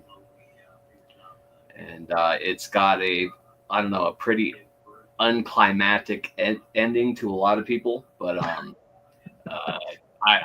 liked it. I mean, what were they really going to, what year is the movie? 68. So, 68. I mean, So what was it really going to look like? Cheesy, It would have looked pretty bad. They could have done some. They could have got Ray Harryhausen to do some really cheesy claymation fucking bullshit. Yeah. I think they made the right choice back then. Back then, absolutely. And you pimp your fucking wife out to Satan, suddenly you're a fucking problem. Apparently, like apparently it makes you a scumbag. Listen, at work, he got all the parts. Yeah, he got the job. Back then, you wanted a job so bad. You hoard your wife out to Satan to get a job. That's a tough wife swap to sell your wife on, though. You know what I mean? Like, he's standing right there. Wife swapping. He got touched by Satan. He's raising it. He got touched by Satan. He's standing right in the room. Great choice. Great choice. Excellent choice. Fantastic choice. I'm going to keep this really, really short and sweet. 1968, Night of the Living Dead, the 4K. Classic. By the way, the 4K major upgrade just because it's in this case alone, and it doesn't have that fucking digipack. I don't know why the Criterion loves digipack so much, but this is the way to go. Good transfer. It's the print from MoMA, the Museum of Modern Art. It's apparently a great print, good transfer. Great features. Is probably the definitive release for this movie. Word. Something about black and white and 4K I think always looks great. Fire, like you get to the fire scenes and then you can really tell that where the restoration went, and it looks really, really good. I love this is a movie where I think it's so strong because of the ending. The whole movie's strong, it's all good, and they really landed the plane in my opinion. I really love the way it ends. I love the militia of, Pittsburgh rednecks getting together, and, another one for the fire, all that shit. And I really enjoy the movie more. Like, in my opinion, when you rewatch a movie, it should at least be as good to you as it was before, or better each time you watch it, every 5-10 years. And if it starts to go down, you go, I don't remember this being as good, it's time to get rid of the fucking thing, in my opinion. this movie, like I get older, I like it more, I enjoy it more. Psycho, I think it belongs in that kind of group, with Psycho and some others. But that's my number 5. What's got there, Johnny? Oh, yeah. We'll definitely go for a weird one here for most people. David Lynch's Lost Highway.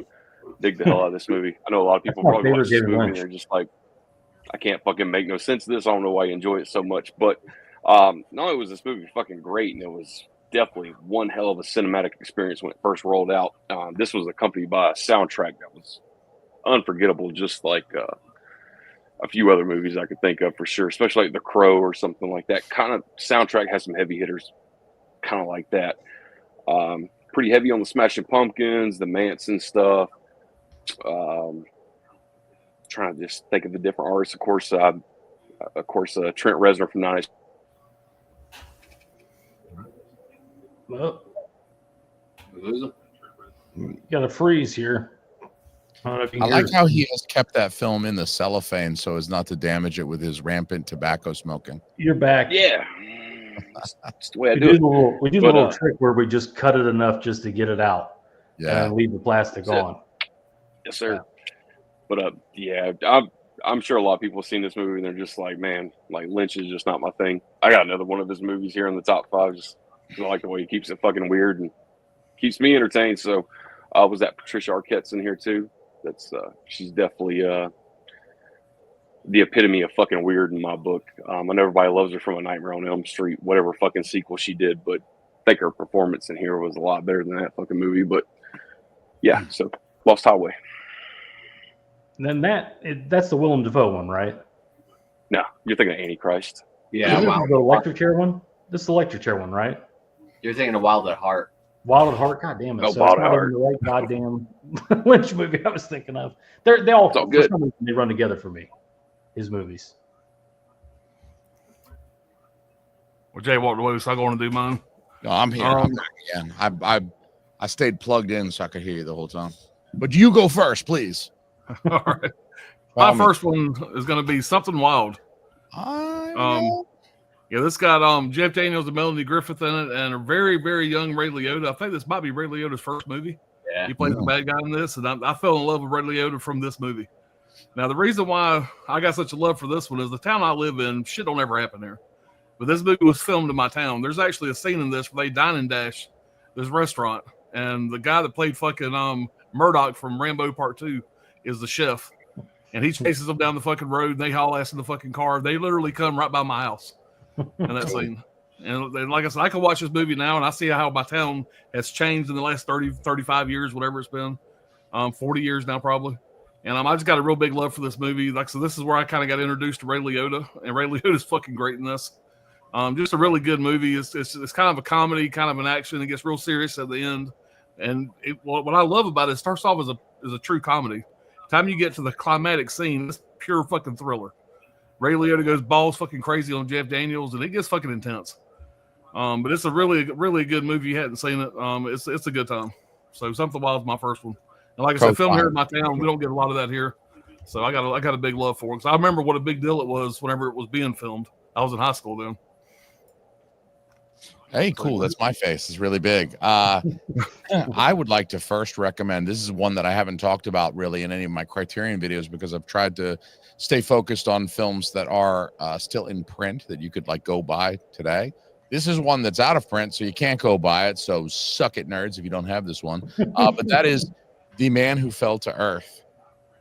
That's The Man Who Fell to Earth. I love it. I love David Bowie. I don't sound gay or nothing, but I love David Bowie. Especially 70s Bowie, like everything he did in the 70s couldn't be touched. I love 70s David Bowie. That, of course, is David Bowie with red hair here. And then, the idea of falling to earth is kind of, I love the graphic design of the front here. You've got that image of David Bowie, but then you've got the text. As it kind of gets smaller, it has the impression of like falling.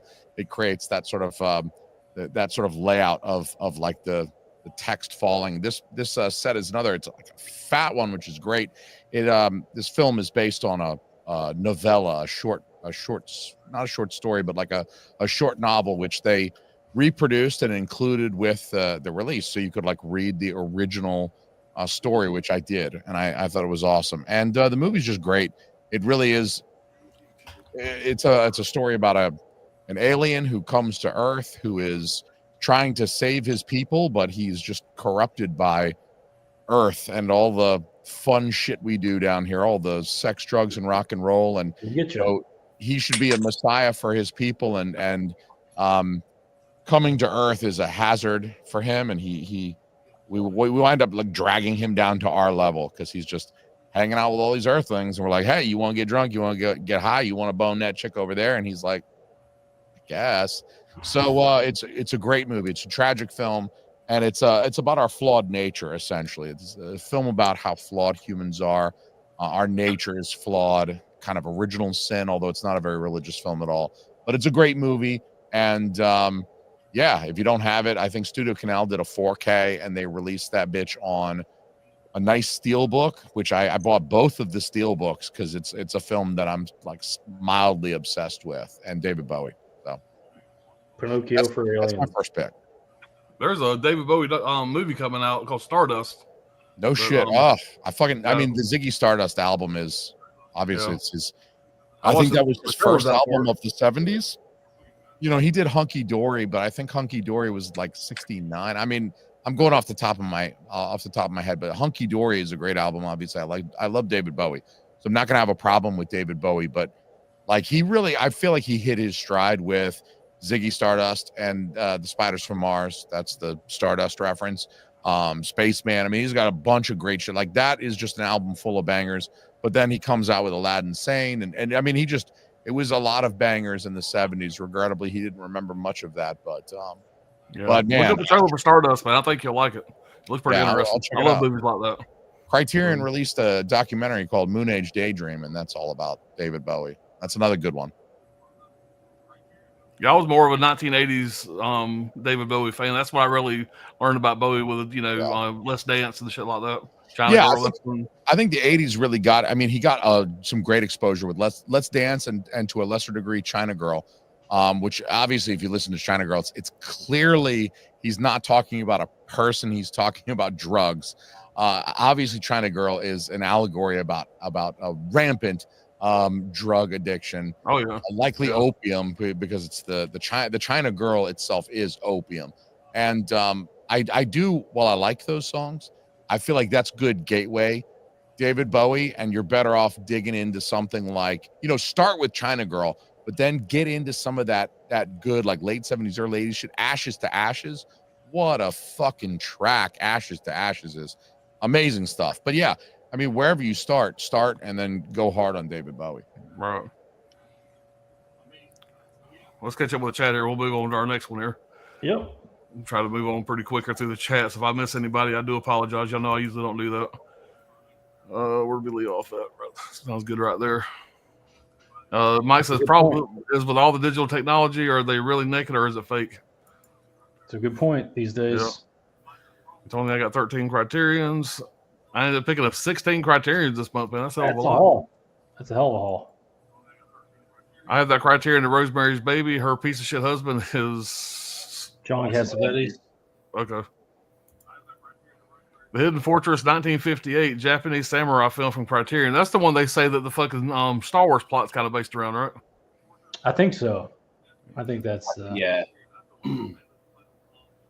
This is what I owe from the beginning of the Blu-ray and 4K video I made on July 25th. Check it out. Nice. Love Lost Highway. Chris said. The Lost Highway. That's the one where he gets electrocuted at the end, right? Like I thought we did a WTF on Lost Highway. Maybe we didn't. We didn't do a WTF on that. They all go to Lynch for some reason. They all run together for me. Yeah, Antichrist went out of print recently, still in stock at Barnes & Noble. Yeah, me and Ryan watched Antichrist recently for the first time, man. What a weird fucking movie! But Antichrist went out of print? This is breaking news. Holy shit! Somebody else will pick that up. That's Lars von Trier will get all that stuff. Will get 4Ks. That's just wild that it's not Criterion doing it. Yeah, it's a feel-good hit. I tell you free, Mr. Walker. Is he back out there yet? No, he's not back yet. I think he rebooted his stuff. He'll be back. Okay. A feel good hit if you like getting your clit cut off with a giant fucking. Yeah. Yeah, that was disturbing. That was just hard to look at, bro. Fucking window. That whole movie is hard to watch. Yeah. Said his name wrong. Who knew there was so much hammer hanging in the man who fell to earth? The steelbook is tight though. David Bowie scared me in Labyrinth '86. I do love David Bowie. Tony, what do you recommend for Criterion titles? Yes, Brad, you're right. Electric Chair in the middle. At least Lost Highway. I like Wild at Heart too and Lost Highway. Lost Highway. I'm not a Lynch guy, to be fair to the Criterion. All right, Steve, what you got for your next one, buddy? All right. Well, keeping right on with the inappropriate titles. We'll probably seen this one as well, but if you haven't, this is probably I don't know, one of the classic good hilarious 80s comedies. You have to overlook a few things, of course, but I mean, kind of rapey too. Yeah, well, that's how shit was back in the day. That's how shit went down back then. Yeah. I remember when I was in high school that, these chicks were like 16. They were talking about going out on dates with dudes that were like 23. What the fuck are you talking about? And I still say you remind me of that motherfucker in the movie, the guy that sold the tickets. Yeah. Simone? Yeah. I think I told you happy birthday the other day. I see it was his birthday, and I sent you.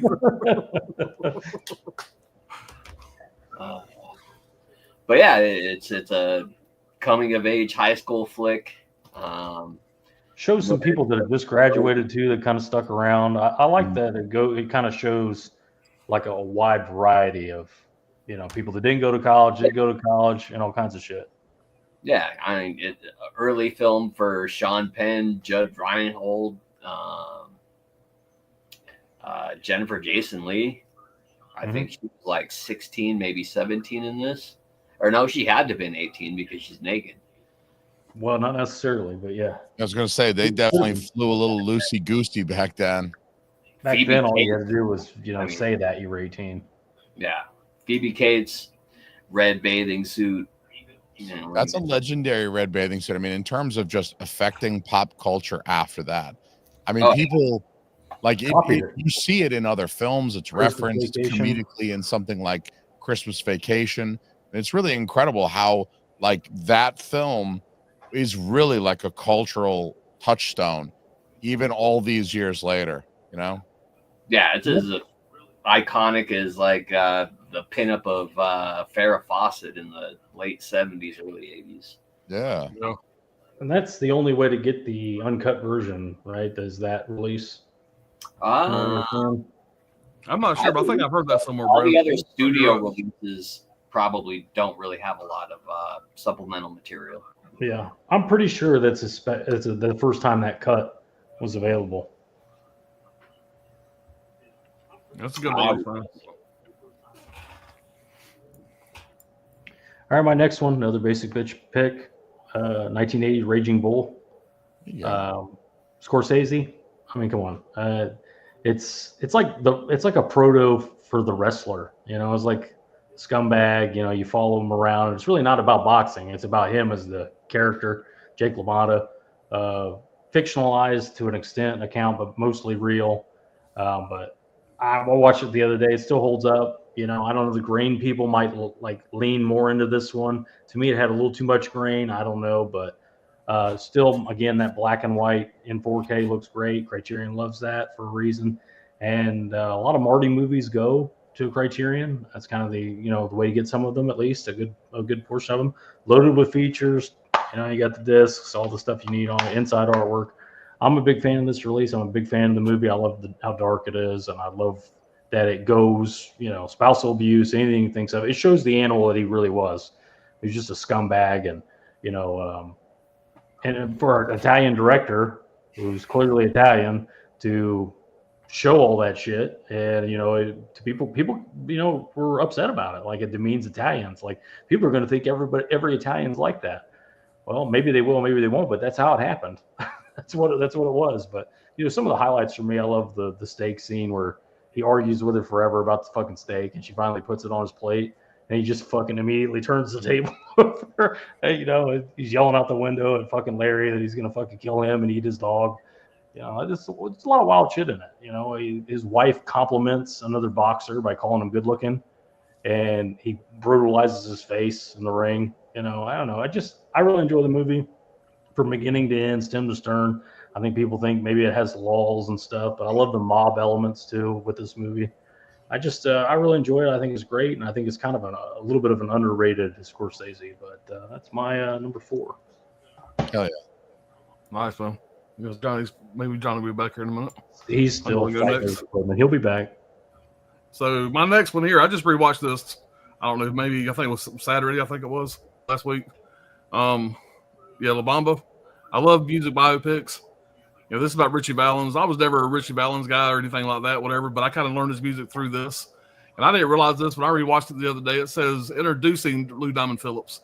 So this is the first thing he ever did. He did a great job playing Richie Valens. And his brother, that was, I'm going to say his name wrong, Asai Morales, whatever. Morales.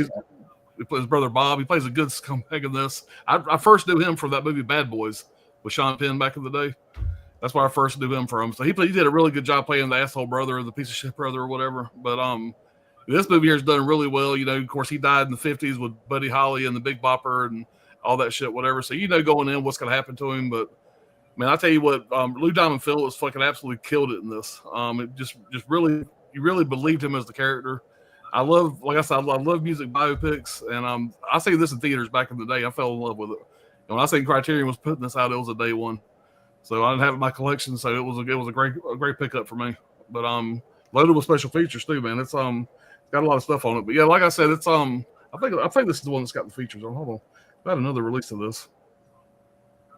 Actually, I think this one might be kind of late. Regardless, this is a great fucking movie, man. And the transfer on this looks fantastic too. By the way, you haven't seen La Bamba. If you're a fan of music biopics, you can't go wrong. Yeah, it's one of the original music biopics. I'm definitely not a Richie Valens fan. I mean, I probably was after I seen the movies. I knew his music from this movie, but before this movie, I just wasn't seeing it because it was a music biopic. But of course, you recognize all the music, and of course, you got Buddy Holly in there. So this can't go any further. We'll stop the whole fucking stream. Are you really wearing the same shirt? You're wearing the same fucking shirt. Are you wearing the same shirt? I'm wearing this one's custom. I changed it a little bit. I put that dude, but it's the McLovin ID. Yeah. I like Photoshop. I photoshopped it to make it a little different, but it's nice the McLovin shirt. I have a legit McLovin shirt upstairs. My wife got me. Let's party. Yeah, dude, that's fucking wild. All right, my next one. Let's see what I got next for y'all. All right, this one's kind of like a little bit of a bonus. This is a box set, so it's several movies in one, and this is Lone Wolf and Cub. Lone Wolf and Cub. I have previously recommended this. This is, if you get this on a Barnes and Noble sale, I want to say you're going to pay about $50 for this, but it's 6 movies. Yeah, there you go, my man. It's 6 movies for $50 on sale. So the value is incredible. Each movie is, I don't know what, like an hour and a half, 90 minutes to 120 minutes or so. So you multiply that by 6, and it's a lot of entertainment value for a really pretty modest amount of money. And 7 movies. I don't mean to cut you off. 7 movies. You got Shogun Assassin in there too. Yeah, I forgot they included Shogun Assassin as a bonus feature. So, 7 movies and bonus features and stuff like that. And I will say, if you like the samurai shit, which I do, it's got some good action. It's very over the top. It's stylized violence. You can kind of see how it might have gone on to influence somebody like Quentin Tarantino when it comes time to make Kill Bill. I think he's certainly keeping this in mind as something to reference, as something that kind of maybe informed what he was going after in such a stylized film as Kill Bill, because you've got these like arterial blood sprays, and they'll go at it and they'll be chopping each other up, and you'll just have the samurai he'll just pause, and then blood will start shooting out of his neck and shit, and he'll fall over slowly in a very stylized way. It's not as understated as like a Kurosawa. Like you watch Seven Samurai, you can't go in expecting this level of action and violence. It's like Technicolor blood. It's like the most bright red. Fucking. Yeah. When he's not killing, he's fucking. Oh, and when he's not killing, he's fucking. Like this dude, for one thing, they make him look good on the cover art, but dude has a pot belly and a double chin and a big old nose. Like he is not in any way, shape, or form handsome, but he starts cutting people up, and all them bitches are like, I need a piece of that. Get that in me. So he's in every movie, he's like slaying some guts as well as like slaying some guts. Like he's doing it literally and figuratively. And it's wild, but the man definitely slays that. He slangs that teppanyaki dick. And that is a technical term for what he does with his penis. And it's just a good set of movies. Honestly, my only complaint about this set is that they stopped the movies kind of prematurely. Like they quit the franchise because there was another, like they were doing a TV series or something. So he walked away from the franchise.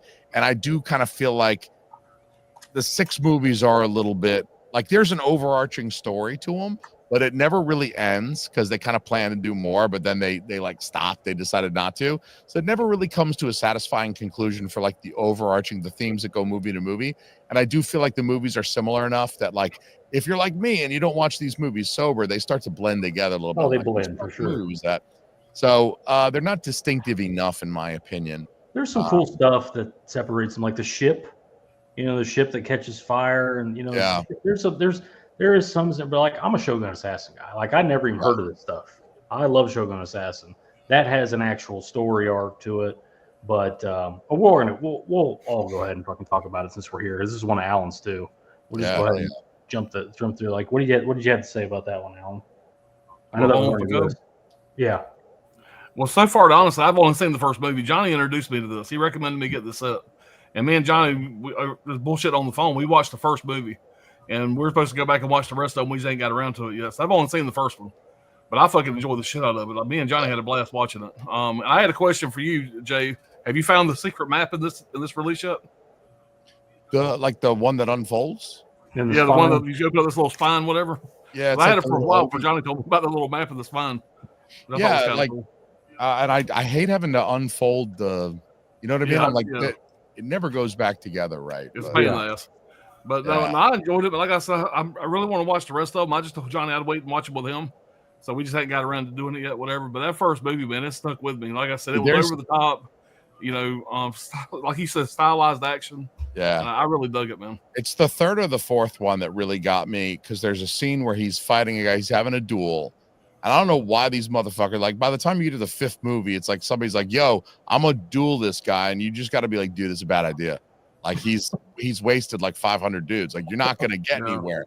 Just walk the other way. He'll let you live. He's not a total asshole. Just don't duel him. So he gets into a duel with this homeboy, and the guy comes after him or whatever, goes to slice him. He jumps up in the air, and he throws his katana down, and it goes right into the top of the dude's head, just kills him in one fucking, just boom, as he jumps over the guy. And the guy's like paused there, like holding his katana, but meanwhile, Ito Ogami's katana is like sticking out of his fucking, the top of his head, of his skull, and he like has to stand there for a minute so the blood can kind of shoot out, and then he falls over. And I was just like, all right, well, I'm sold on these movies conceptually now, because if you kill a guy by throwing your sword into the top of his fucking skull, like, the fight's done in 2 seconds. It's like that Ben Askren fight where he went in the UFC, where he got like kneed in the fucking head out in 5 seconds. It's wild. You know, he almost died. He's just got out of the hospital. He got a double lung transplant. No shit. Yep. They say it would have killed 999 out of 1,000 people. Wow. Go put me back on the full screen. I'll go ahead, and this is one of mine too. Nice. But yeah, same set. It's a great set. Even if you just get it for Shogun Assassin, the little bonus feature in here. My girlfriend got me this, Chris. She's got a great channel too, X-Team Featurette. You definitely want to follow her for all her reviews. But this is like it's refreshing to get a gift from your girl, and it's something you actually like. You know, it's not like a fucking shirt I'm never gonna wear. Or like, why would you get me a fucking hat? Clearly, hats don't fit on this gigantic skull. You know what I mean? Something lame like a blowjob. Yeah, it says yeah. I hate those stupid gifts. Yeah, what the fuck, dude? Give me a 7 movie set of old samurai movies instead. What do you mean you're giving me another child? That is not the gift that keeps. Yeah, that's not what I wanted. I don't need to reproduce again. Like, she knew that when I found out that Shogun Assassin was on this, I was like, I'm getting it regardless of those other 6 movies, if they're even good or not. I love the story of Shogun Assassin. I love the movie. It's Americanized. Yeah, I guess that makes me a retard. I don't care, but I love that movie. I love Robotech. So, like, I started watching. I got to about the 3rd one of this. I haven't watched them all, but I thought they were all of a certain quality. If you like Shogun Assassin, you'll like the movies too. They go right along with it.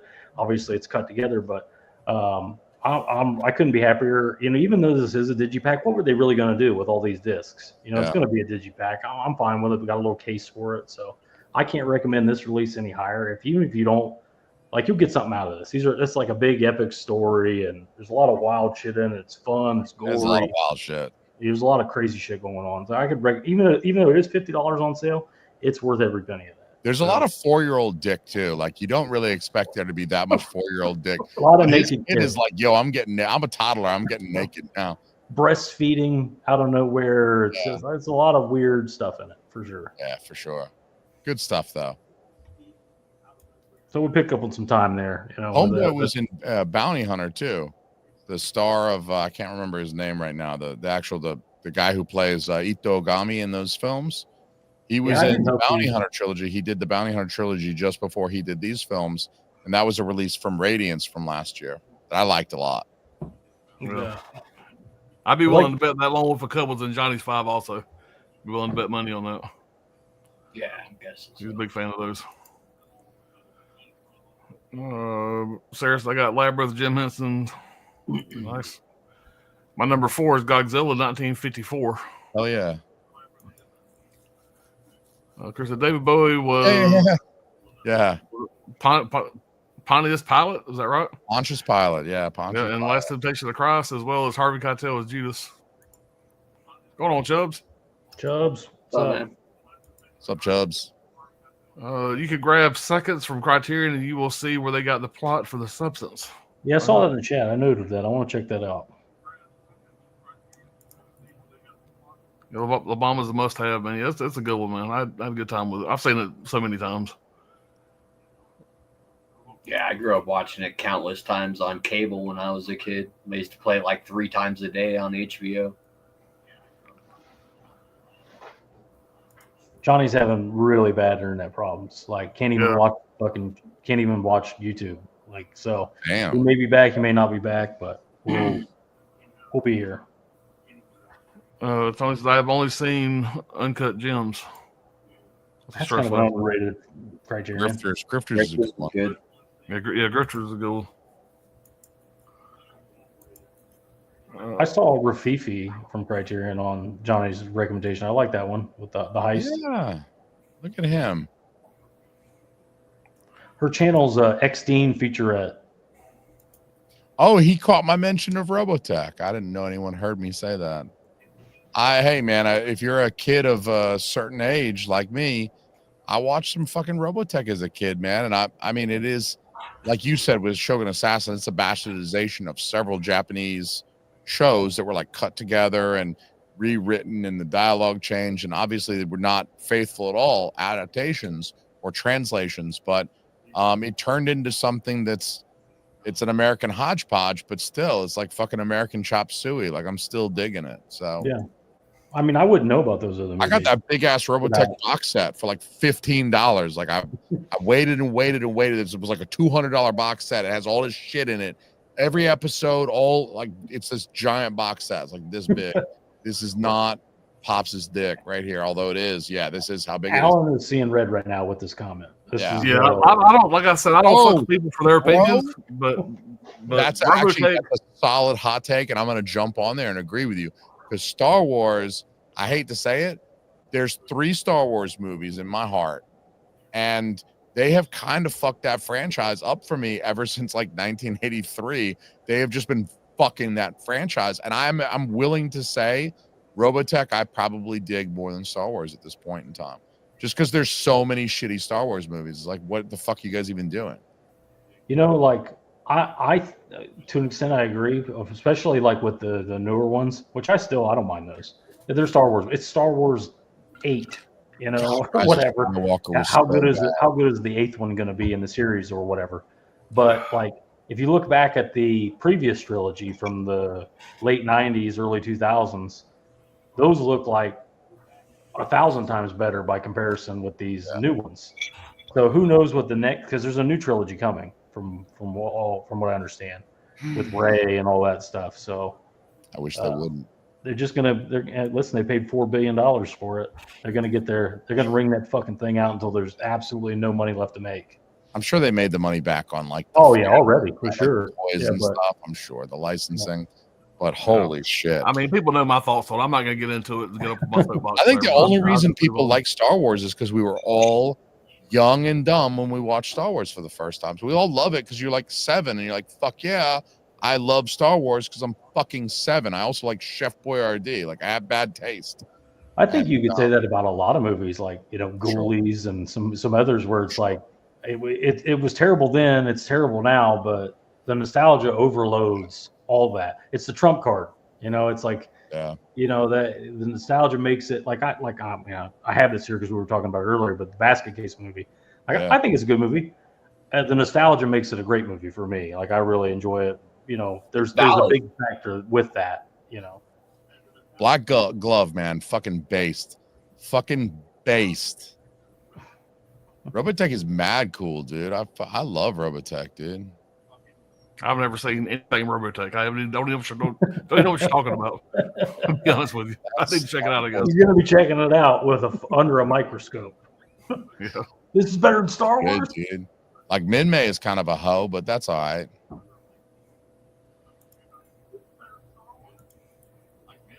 Yeah, I could get on here and argue for an hour, but you know, we got more things to talk about. All right, I got so many things to say.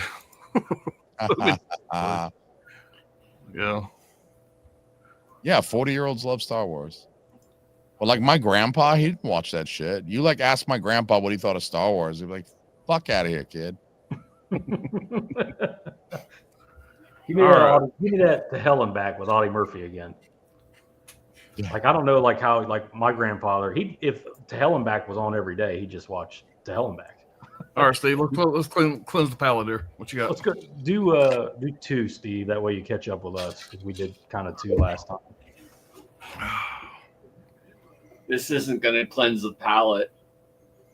Gummo. Gummo. 4K. Gummo. That's not going to cleanse anybody's palate, as far as even if you like the movie. Yeah. This one's pretty filthy. Grimy. I actually just picked this up. I haven't cracked it open yet, so I'm guessing that the transfer is probably going to be better than the that wouldn't be hard to do. But, I don't know, man. I don't know how you make that. That's like the king of poverty porn, that movie. I don't know how you make that movie look good. It's beautiful in its own way.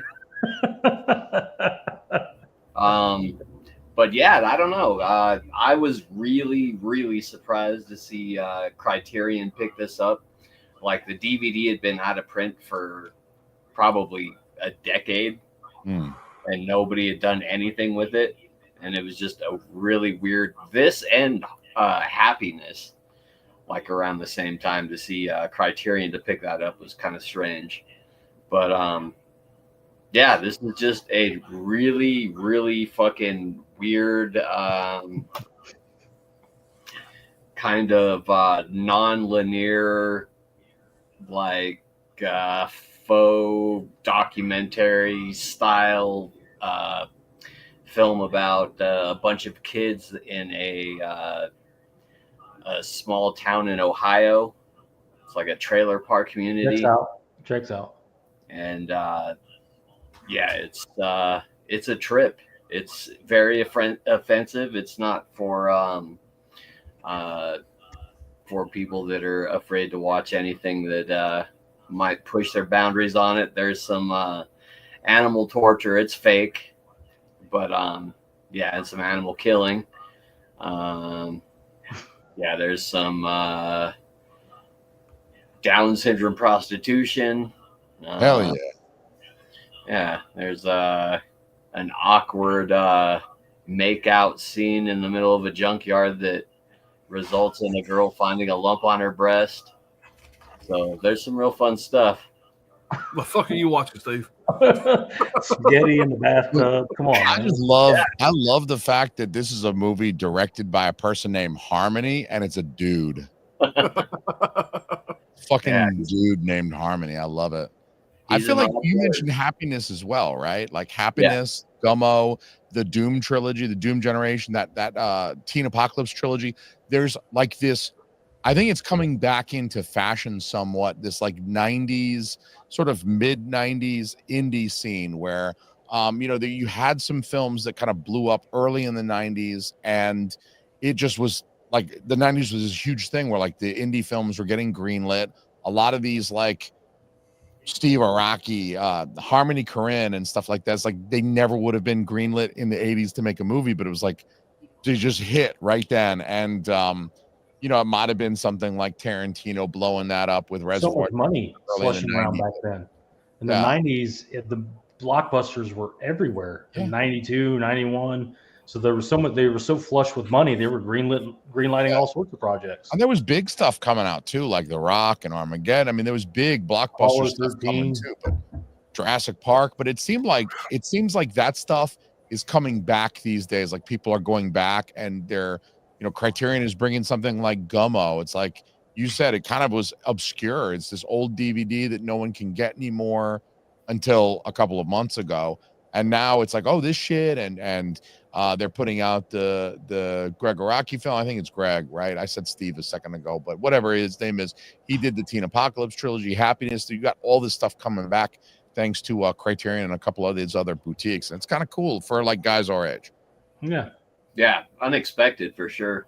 Well, that's what it should be. You know, you should be like, you should get a Gummo, and then, you know, like I said, the Le Purse, some French handbag movie from the 50s nobody cares about. Yeah. And then Armageddon, you know, like they did Armageddon to kind of, they did RoboCop at one point. Like, I think there should be more of a variety, and it should be less, everything has to be foreign and super artsy. Yeah, different strokes for different folks, man. Yeah. Yeah. And it's getting better. They obviously with this and another one I'm going to talk about, but you got another one you can throw up, Steve, so you can catch up with us, because we did technically 2 last time. Okay. Well, you guys did technically 2. I did technically 1. Yeah. So yeah, you got a good point there. So yeah, we'll have Jay do two as well. Cool. Okay. So I guess my number 2 will be Nightmare Alley. Oh, okay. Yeah. This is the original. They're just about to release the remake that Guillermo del Toro did a few years back. I highly recommend that one as well. That's actually the reason that I watched this one and picked it up. The original, the remake follows that pretty closely, but it is about a guy that kind of a scumbag that joins the circus and kind of learns the tricks of the trade, kind of screws some people over his way up the ladder, becomes kind of a popular list in Chicago. What'd you say? The head of the carnies. Yeah, basically. You're backstabbing people to be the head carny. To an extent, yeah. And yeah, he ends up kind of duping over a guy that's kind of mourning his dead wife, and he's got some money to throw around, and eventually he gets his comeuppance, and it's pretty entertaining. Yeah, this is good, but I definitely recommend the Guillermo del Toro remake. I like, that's probably my favorite Del Toro film. They've done a lot of his movies. They have. They like him. Yeah. I mean, what's not to like? Foreign, artsy, you know. He's like Yeah. the It's the Mexican. mainstream appeal. That's Yeah. Guillermo del Toro does a good job of riding that line between foreign, artsy. Some of his films have subtitles; they're in Spanish and not English. But then also he has that sort of with Pan's Labyrinth a couple of decades ago. He sort of broke in over here as well, and his name means something to a more mainstream audience too. He can produce something like Pacific Rim, but then also do something like Nightmare Alley with Bradley. I mean, the stars in Nightmare Alley, the fucking Bradley Cooper and Kate Blanchett and Rooney Mara and just everybody that's in that movie. It's fucking ridiculous.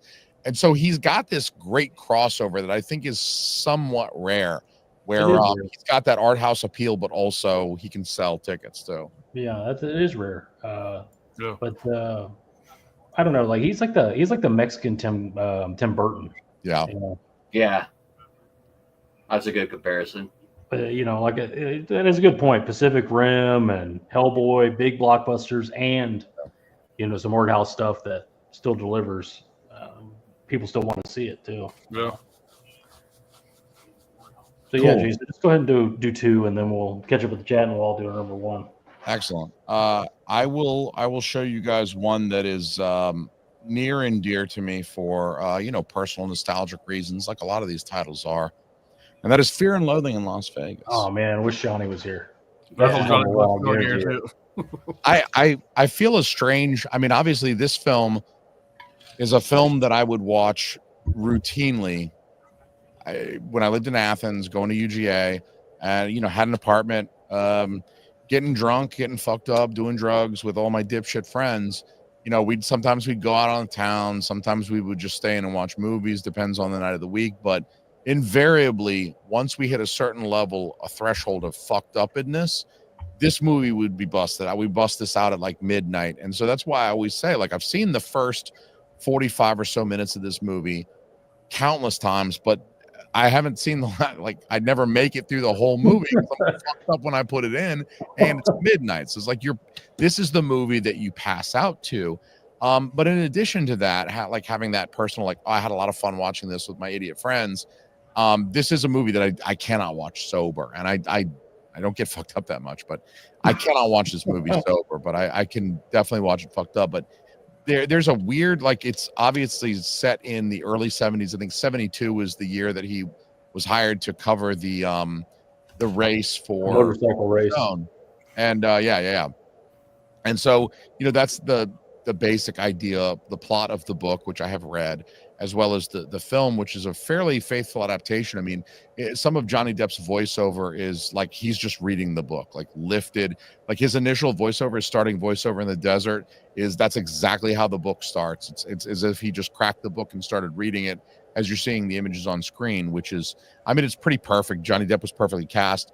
But this movie does a weird thing for me where it makes me feel nostalgic for a time period that I was not alive for. Like with the way he talks about in his voiceover, about 45 minutes into the film, the way he talks about living through the 60s and that hippie era of the you know, mid to late 60s, the way he discusses the culture then and his experience of it, it actually makes me nostalgic for this time that, like, I wasn't born till 81.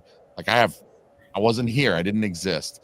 So it's an odd thing that I can watch this and actually feel like, damn, like I kind of feel like I missed that a little bit. Like I missed out on something a little bit. Maybe jealous of his living in the time. I actually went and looked it up. It's like aminoia or something like that. There's like a term for being nostalgic for a time or place that you've actually never been. So it's easy to be nostalgic for these films like Star Wars that we watched when we were children, but it's hard to be nostalgic for, like, I've never been to Africa. I'm nostalgic for this particular film, Lawrence of Arabia or something like that, where it's like you see these, like you get these images and you're like, holy shit, I kind of want to be there. It's aminoia, I think. Amenoia, I believe is how you spell, I think. But there's like an actual, like, there's a thing, it exists, and this movie makes me feel it. And so that's a good one. I have to highly recommend. I get what you're saying. Like I watch like There Will Be Blood. Yeah. And I think that would be like to be in that gold rush era, and the harder you work, the more money you made era, you know, like I get what you're saying. Yeah. It's Wow. Where the fuck is that 4K? The cool feeling. Yeah, right. The other one I'm going to recommend, I can't show you because I'm working on a video where I'm going to analyze the film in a loving way because I love the film. It's absolutely one of my top Criterion films. I just absolutely love this film. But it's upstairs because I was watching it again because I obviously want it to be fresh in my mind and I want to take notes as I'm preparing for a video where I talk about a film called Les Samurai. Like Le Purse, Les Samurai. I've seen the trailer for it. That looks really interesting. Well, I tell you what, hopefully I'll sell you on it in my video because, it's going to be a critical analysis where I'm actually going to discuss like the style of the film, Melville's approach, like why the film is considered significant. Like it'll be very much like I went to film school kind of video, but hopefully what it does for people who watch is like, wow, this is kind of an important film and I want to check it out. Even if it doesn't become my next favorite film, there's some significance to it. And it was very artfully made. And Les Samurai is it's a great film. In short, the short spoiler-free version is the contract killer film that made all contract killer films. So like every other film about a hitman owes its debt of gratitude to Les Samurai. The title character he's super cool. It had a big impact on John Woo. John Woo's The Killer is a remake of Les Samurai, like down to the female being a piano player. Like he remade the film. The main character's name is Jeff in both movies. I mean, The Killer is actually semi-faithful remake of Les Samurai, and so it is just an extremely stylized film.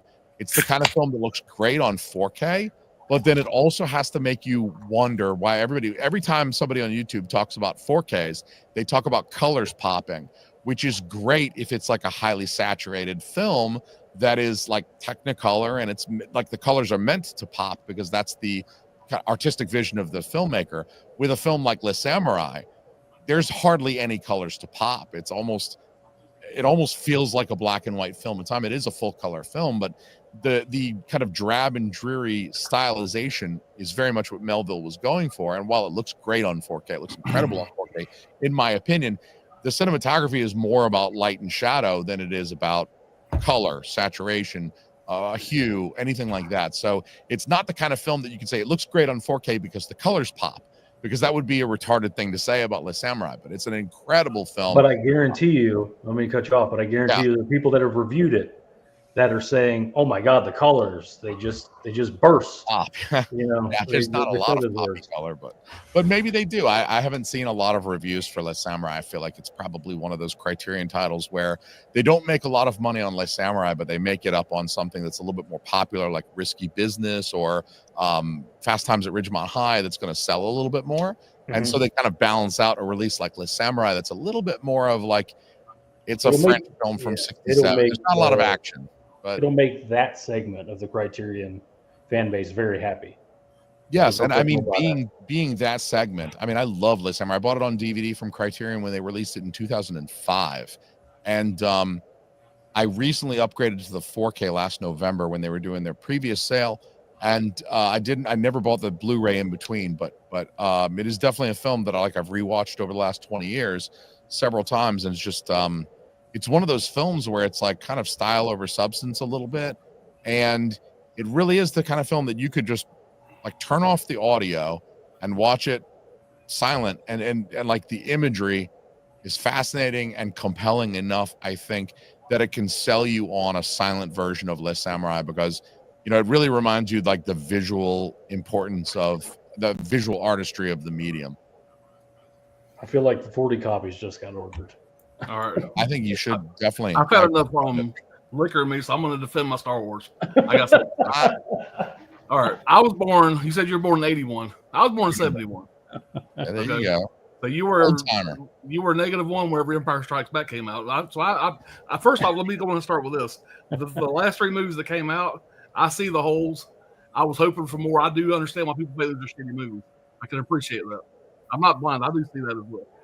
The reason why I defend those later movies is not because they're good movies. It's because I feel like the fan service for the people that were born when those movies were in theaters that grew up with Star Wars movies from the time they were fucking right out of their daddy's fucking nutsack. Fucking those movies were great fucking fan service for those people. And what gets me upset is the people that were born, not necessarily you, because you were still young enough to understand back in the day what a big deal they were. People that were born like 95, like my son, born 95, 96. If somebody that age goes and saw these movies are shit, I'm not gonna lie. Whenever fucking Han Solo and Chewbacca comes up and says, "Chewie, we're home," I got a heart on. Yeah. You know, their fan service was fucking great. But I will say, after seeing those movies, I wanted so much more out of them.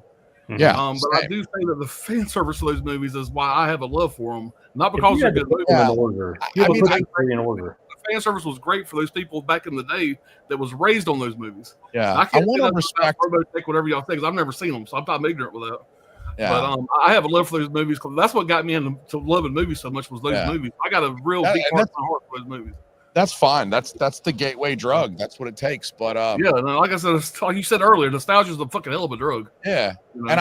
and so that's the thing is, like, you know, I've got nostalgia glasses for the original trilogy because I grew up watching them. Obviously, I was an adult before the other movies came out, and you know, I remember the excitement around the Phantom Menace. I remember going to the theater because you couldn't buy your movie tickets online. I remember sitting outside of the movie theater a month before the thing came out all day to buy tickets for Phantom Menace. And people would go see other movies just to watch the trailer. Yeah. Oh yeah. So many movies, like, you heard the trailer was going to be in front of it. They sold probably tens of millions of dollars off that. But I with the regard to the fan service specifically, what really killed me about the new movies, the new trilogy, the Disney trilogy, is that they had all of the original actors come back. You got Leia back, you got Luke back, you got Han. And they're never on fucking camera together. They don't do shit together. They're all fucking weird. Three of them die alone. Who gives a fuck? They don't go on any adventures. They just fucking play with their old genitals, waiting for the blue chew to kick in, and their fucking dicks are limp. And let me go fucking meditate to death. Fuck that shit. That is weird. That I never thought of that. They never actually get back together. The band never gets back together. The band never gets back together. Other than Chewie and Han, and that's cool. And like, yeah, there's a scene in Force Awakens where Han Solo hugs his ex-wife for 5 minutes, but it's like, come on, why does this have to be fucking depressing? Why do they have to be broken up? Why does his son have to be a shithead? Why do they never have to get together again in the same room and all just fucking die alone? Fuck these movies. Those are the holes of the movies I'm talking about. But you just got the cool little things, like you see Luke walk by and look at Leia for one time and wink at her. That one scene, whatever, that gives you the fucking. You know, but you're right. They're never on screen at the same time. They could have done so much more with it. That's why I say, fuck off, Ray. I'm not here for Ray. I'm not here for Finn or Poe or whoever their fucking names are. Fucking Kylo Ren. Fuck off with all of these. I want to see these three characters back again, even if they're a little older. Let's see what they're up to, and let's see them still getting along and loving each other like they did at the end of fucking. Can we get some of that like vibe from the original trilogy back? I get like.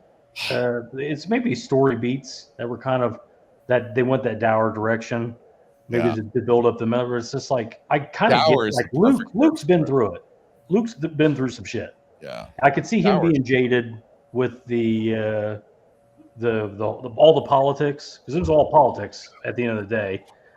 Being jaded with the Jedi Order and the problems with all that stuff. But it's just like you never get that real uplifting. Yeah, we come together to solve the problem. The kids solve the problem, and that was probably the point with Disney. It's like, let's build another franchise. That's what they're trying to do. They're trying to look to the future, whatever. They didn't give enough love to the old characters. Yeah, that's exactly what they wanted to do. They said, how do we sell this to new people? Let's sideline the old characters that everyone loves. But meanwhile, you bought this franchise for $4.3 billion. Because it was worth $4.3 billion. Rey didn't exist. Finn, Poe, all this new bullshit didn't exist when you paid $4.3 billion. You know who did? Fucking Chewbacca, fucking Han Solo, fucking Luke, fucking Leia, fucking everybody. Those are the motherfuckers worth $4.3 billion. Bring those motherfuckers back. Give me 2.5 hours of those motherfuckers doing cool shit. And then, boom, you'd make a ton of money. Instead, I'm like, who the fuck is Rey? Why the fuck should I care? And Chase makes a really good point. Part of the culture at the time was, let's add that Mary Sue girl boss, as he put it. She's got all the strongest opinions. she's the one that can't be broken, this and that. And her male counterpart, Guy Ren, in his little dress, it's like he's an emotional mess. He's hysterical the whole time, but she's the one with all the strong emotional cues. It's like I said, I think the whole thing is kind of a miss, but I also get where Alan's going. Like I saw the first one, Force Awakens, and I'm like, I'm a fan. I feel serviced. Yeah, I feel serviced, and I think, I know the first three were directed by different people, each movie. In this case, I thought J.J. Abrams should have done all three. He should have stayed and had one vision for all three movies. If they would have stuck with one director, I think we'd have had a more cohesive fucking trilogy. It wouldn't have been such a goddamn mess. The lack of cohesion is another major problem. Because, yeah. Like if you're going to go carbon copy, go carbon copy. But then it's like they make a carbon copy of the Force Awakens is a carbon copy of A New Hope. But then they come in with The Last Jedi, and it's like, oh, yeah, all that shit? Yeah, fuck all that shit. Even the Jedi Order. I know you just spent the last 40 years of your life wishing you could be a fucking Jedi, but we're going to just talk about how fucking shitty they all are. They're all fucking, they're a bunch of dudes. They're all pedophiles. Misogynist, yeah. They diddle the Padawans, fuck them. And you're like, how are you going to fucking throw the Jedi under as a system under the bus like that? Like, fuck all of y'all. Like, I just spent 40 years just fucking idolizing the fucking Jedi for you to talk shit, you piece of shit. One person's hero is another person's terrorist. And this was, I guess, the flip side of that, where the Jedis were a disruptive force that ruined the Empire, saved the Empire, ruined the Empire, depending on who you asked. I don't know. Like, I think there was mistakes.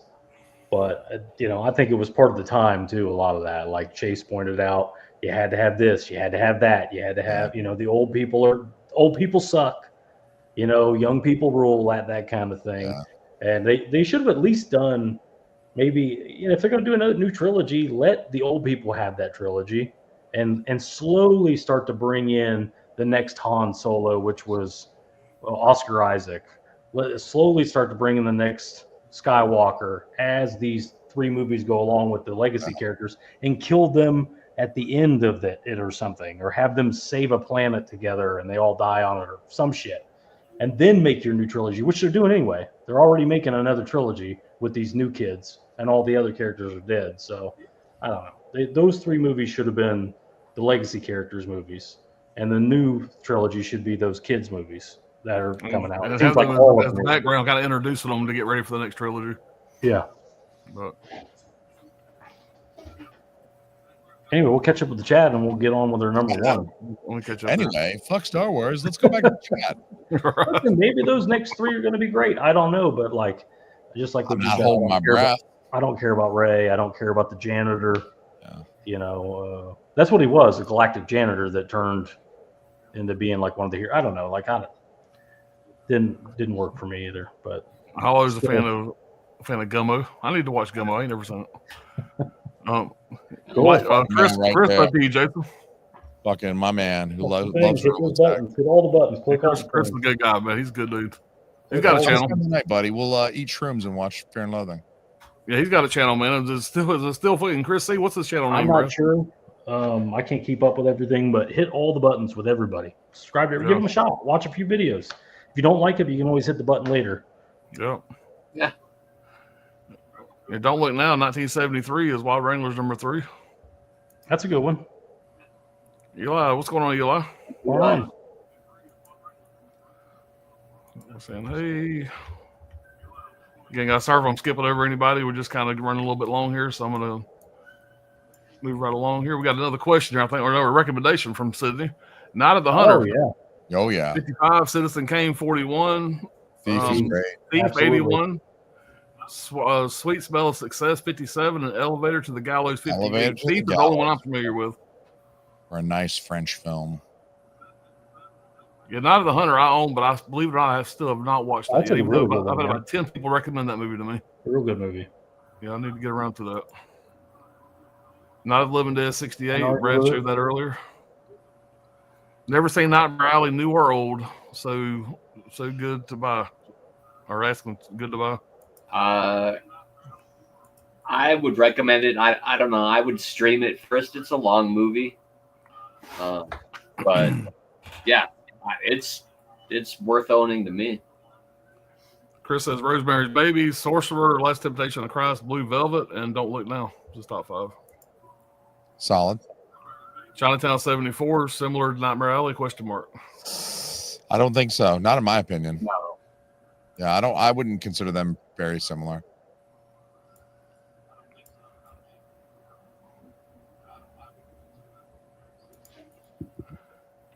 I'm sorry, Ben. I failed you. Fuck off.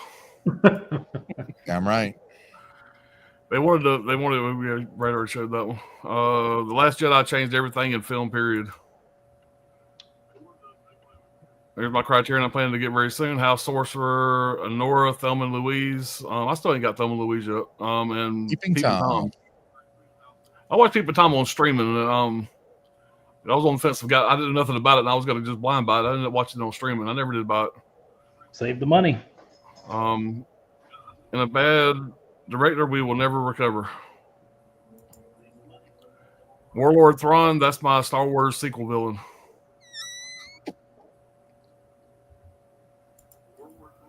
All right. Make Han divorced and broken down and they killing him was bullshit. Yeah. Totally agree. His own kid. I left The Force Well, Awakens. as Han Solo or Harrison Ford said, the only way he would do it is if they kill off his character. He was originally supposed to be killed off in the original trilogy, and he said, "I'll come back, but if I come back, I want my character killed." That's what he. That's how he came back. But, damn, dude. And they gave him a dump truck full of fucking money. I did like Star Wars Rebels though, the Grand Inquisitor, and they brought back Vader.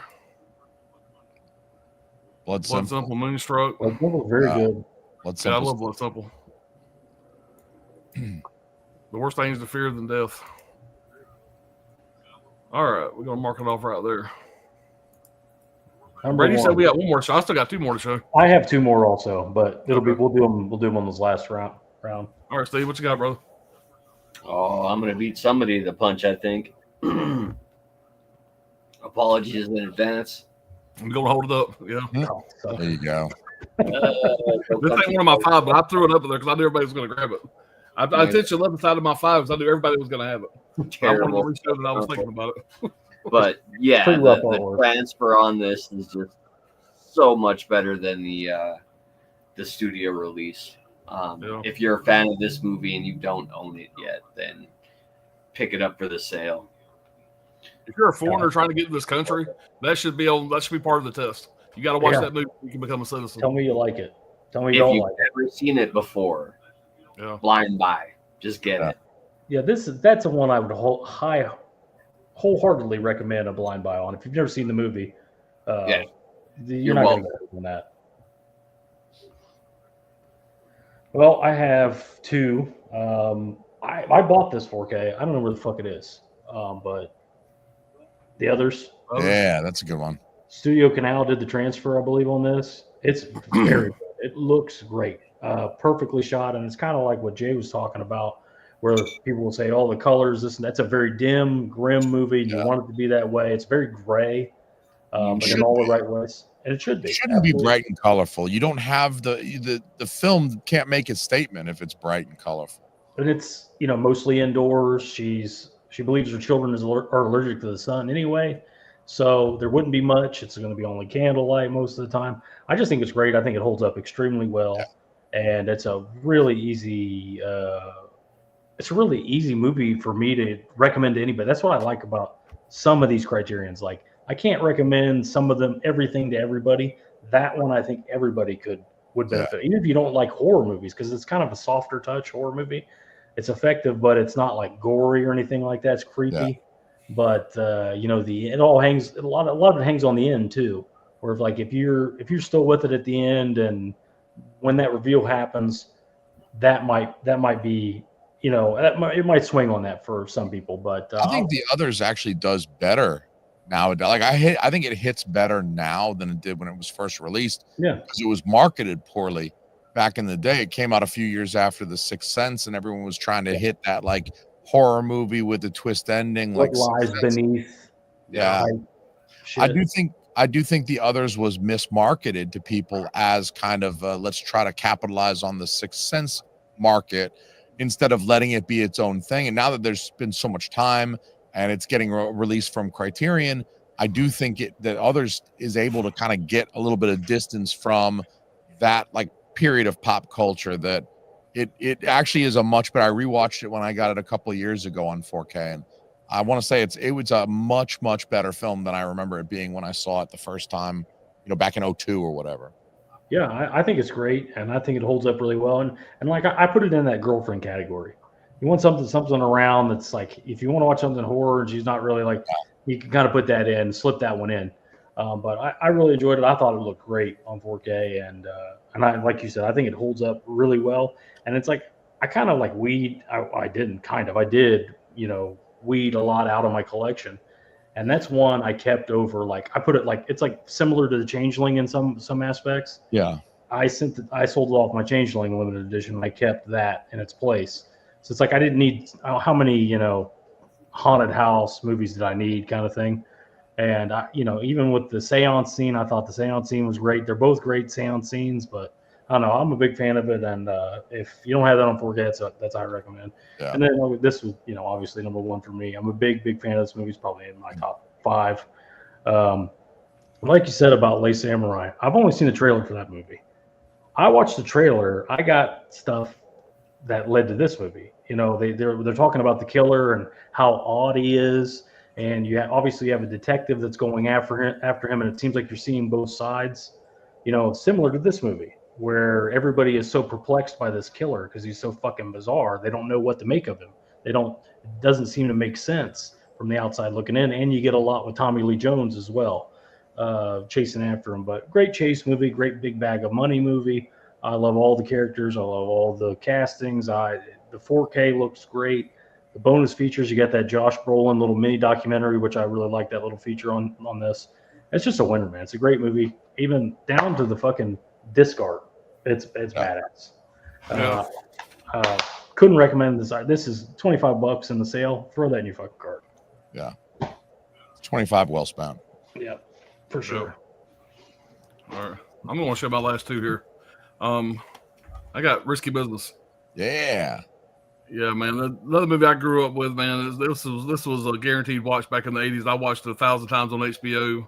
Had it on every format. I'm very excited. This was a day one when it came out on Criterion. Rebecca De Mornay is smoking in that movie too, dude. Rebecca De Mornay. She was back in the 80s, man. She was the go girl, man. She has some fucking gravy on her fucking taters. Everybody hit puberty to Rebecca De Mornay. Yeah, around 85, 84, 83. Sometimes in life you got to say what the fuck. You got Booger in this playing one of his best buddies, whatever, having a great role. Booger from Revenge of the Nerds is in this. This is pretty much what put Tom Cruise on the map. It's just a great fucking teenage coming of age comedy. I think it's one of the best out there. Of course, you got the scene there. Everybody knows this fucking scene, the Bob Seger song. It's just an all around fucking great movie. Every teenager guy's dream to start a fucking whorehouse in your mom and dad's house.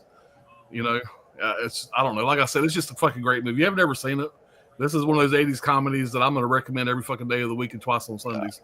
Yeah. It's just fucking great, man. He runs a whorehouse, but he waits to knock her down on the train. The nastiest, most filthiest place on the planet inside of a fucking public transit. Couldn't have fucking waited till you were like, it's a whorehouse. He's picking his moment. Well, and this other one here, I'm actually making. The other one I had was Fast Time at Ridgemont High, but you already showed that one.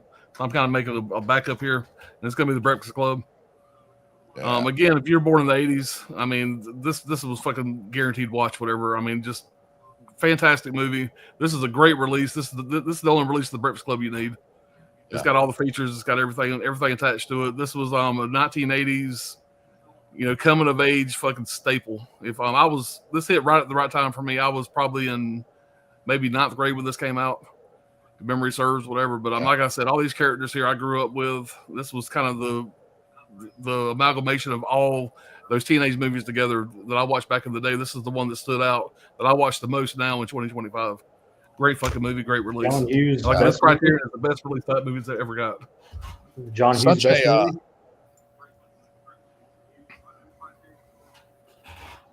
What's that? You think it's John Hughes' best movie? You guys? Yeah, I think I don't know. It's hard to say, man. You got he's got so many good ones, man. I don't know. Trains. I think Planes Trains might be one that I watch the most of his. So I'm probably going to lean towards that one as being my overall favorite. Yeah, I'm such a John Candy fan. I think But, I mean, I think you get a lot from John Candy and Planes, Trains, and Automobile. I think Planes, Trains, and Automobiles also does a great job of balancing that kind of like very like honest and vulnerable kind of like heart, because you get some of that from John Candy's character and you get some of that empathy from Steve Martin's character, but it's also hilarious at times. So I think Planes, Trains, and Automobiles really strikes this excellent balance of these two elements where, you know, Breakfast Club is probably a little less funny to me and a little bit more of that like vulnerable kind of open character, like heart, and also like a banging soundtrack, like fucking Simple Minds. Don't you forget about, I can't, every time I hear that song, and I do hear it a lot because that's the type of music I like to play on my Pandora subscription. That's what a boomer I am. But fucking I every time, like, I can't help but think about Breakfast Club when I hear why you sob in the shower. Just plan. You just lean up against the wall. He's in the fucking shower just doing this. Yeah. But it is that, you know, that Simple Minds song, it's synonymous with, there's certain songs like Tom Petty and the Heartbreakers, Silence of the Lambs, you know, American Girl, or like fucking Tommy Boy, Come On Eileen, you know, like there's just certain, you know, and that's one of them for sure. Now, caveat, I don't mean again to cut you off, but is that a candidate for 4K? Like, should people hold off on that Blu-ray because Criterion probably do the 4K in the next couple days? Yeah, I think there's a solid chance. The Blu-ray came out in, I don't know, 2016-ish, somewhere around there. So, you know, it's one of those ones that's, it's going to be a big enough seller. Like, let's put it this way, there's no other 4K of that out there right now. And it's a popular enough movie, even being an older, like, catalog title, but it's a popular enough film that it has to be one of their better sellers. So releasing that on 4K feels like a no-brainer to me. It's going to happen. And I'm going to upgrade. Like, I've got the Blu-ray. I've had the Blu-ray probably for, you know, 8 or 9 years, ever since they released it. And for the people watching, maybe hold off. If you don't have it, maybe hold off, because the 4K is probably right around the corner. 4K. What's funny about Breakfast Club is back in the day, I'm rooting for the kids. Now that I'm older, I'm rooting for fucking Paul Gleason's character, the fucking principal. You know, you fuck with the bull, you get the fucking horns. You know, I'm more of that guy now. You know, him and the fucking janitor. It's funny how it turns like that on you, like your perspective on which characters you sort of identify with. Obviously, it changes depending on sort of where you are, and obviously, as you get older, like the authority figures in these movies that we're supposed to identify with the rebellious teenagers and not the authority figure. But I've done the same thing. Like, as I've gotten older, I'm like, you need to listen to that motherfucker right there. Like, he's trying to keep you alive. Like, he's your dad. Like, you just shut up and do what he says, because he's got your best interest in mind. But at the same time, Breakfast Club is such an effective film. I rewatched it. I want to say me and my wife watched it again. I don't know, maybe a year or 2 years ago. It was somewhat recently, but not this year. And they did such a good job of making the kids relatable that even though, like, I'm far closer to his age than theirs, it sort of still, like, sucks you back into that, like, teenage mindset where you're like, oh, I like totally identify with the kids so much more than the douchey principal. I mean, even though he's just doing his job, like, he doesn't want to. He hates being there just as much as they. Another good example of what you're talking about is that movie with Michael Douglas, Falling Down. When I was a kid watching that, this is a crazy bitch. Now this dude's my spirit animal. Yeah, you know, me and this guy's on the same plane now. Like, the dude really just needed to take a breath. Like, take a breath, count to 10. Like what I tell my toddler. Like, take a breath, count to 10. Do you need a hug? Let's hug. Like, we can. Honestly, it's too bad they're not serving lunch yet, or they're still serving breakfast, or whatever it was. They're not serving breakfast anymore. It's like, can you please just? You're hungry. You don't have to demand breakfast. Like, I'm sorry, it's 10:35 and you can't get breakfast, but just get a fucking McDouble and a fries, and don't end your life over it, you big fucking child. You giant fucking child. So Falling Down loses me a little bit too, because I'm like, Jesus Christ. Can I give you a hug? Let's have a hug. Let's count to 10. Let's use our words. Be a big boy. Don't fucking lose your life over the whole thing. I get that too, but it's also like he's done that, and it hasn't worked, is his opinion and his view on everything. He did everything he was supposed to do. He went to college. He got too much of an education, and that fucked him. And then he lost his job and lost his wife and all the other shit. And it's just like I'm doing the opposite. Everything I wasn't supposed to do, I'm doing. Clear a path. You forgot the briefcase. But yeah, Jason, this is number one. You're good. All right, here. Number one, and this is not going to come as a surprise to the people who who have discussed Criterion films with me before. There's a film that is just so near and dear to my heart. I think that this film is, I mean, I just saw it at a perfect time in my life. And it's the perfect example to me of an era and of a genre. It is one of those rare, just perfect films. I think it's just, there's not a lot, even if it's not your favorite, because I don't know anybody else that this is like one of their top 5 or 10, but it's just one of those perfect films that it's like really hard to have much of a beef with, even if it's not your favorite. It's just so, everything about it is flawless in my opinion. Excellent performances. They're comedic performances, so they're not dramatic, but I kind of appreciate that too, because I don't like the tearjerker shit. To me, that's cheap. I like a performance that is more like cool and aloof, because I think that's a little harder to pull off as a human being. And so I am going to finally recommend The Awful Truth. This is a 1937 film directed by Leo McCarey. This is the penultimate and really like perfection of the genre of screwball comedy, which is, you know, a genre of comedy that I think is more or less gone these days. But you know, you'll see its influences in some more modern comedies where really it's characterized by its like rapid fire dialogue. The male and female leads are both very evenly matched in the sense that you know, they can go toe to toe with each other, not necessarily physically, but like in a battle of wits, they're very much each other's equal, and therefore they're really not compatible with any other human being. It's really kind of like, it's an odd way of getting around to it, but it's really a very romantic notion, the idea of like soulmates, of having a person that's like, you know, you couldn't like have this level of relationship, of this close of intimacy with anyone else. This is your soulmate, but it's not like we're just happy together. We're almost stuck with each other. It's almost one of those things like what if your soulmate irritates you? Like, what do you like, you know, it's still your soulmate, but it's like, fuck, like you're fucking. So it's just a really like a weird way of going about it, because they spend so much of the movie sort of at each other a little bit. And but it's really obvious, like the pairing is perfect. Irene Dunn, obviously. Cary Grant, a lot of people talk about Cary Grant. He was a screen legend of the 30s and 40s. He did films with Alfred Hitchcock. He did films with Leo McCarey. He was in Bringing Up Baby. He did films with Katharine Hepburn, with Audrey Hepburn, Charade. I mean, he's done so much. He's legendary.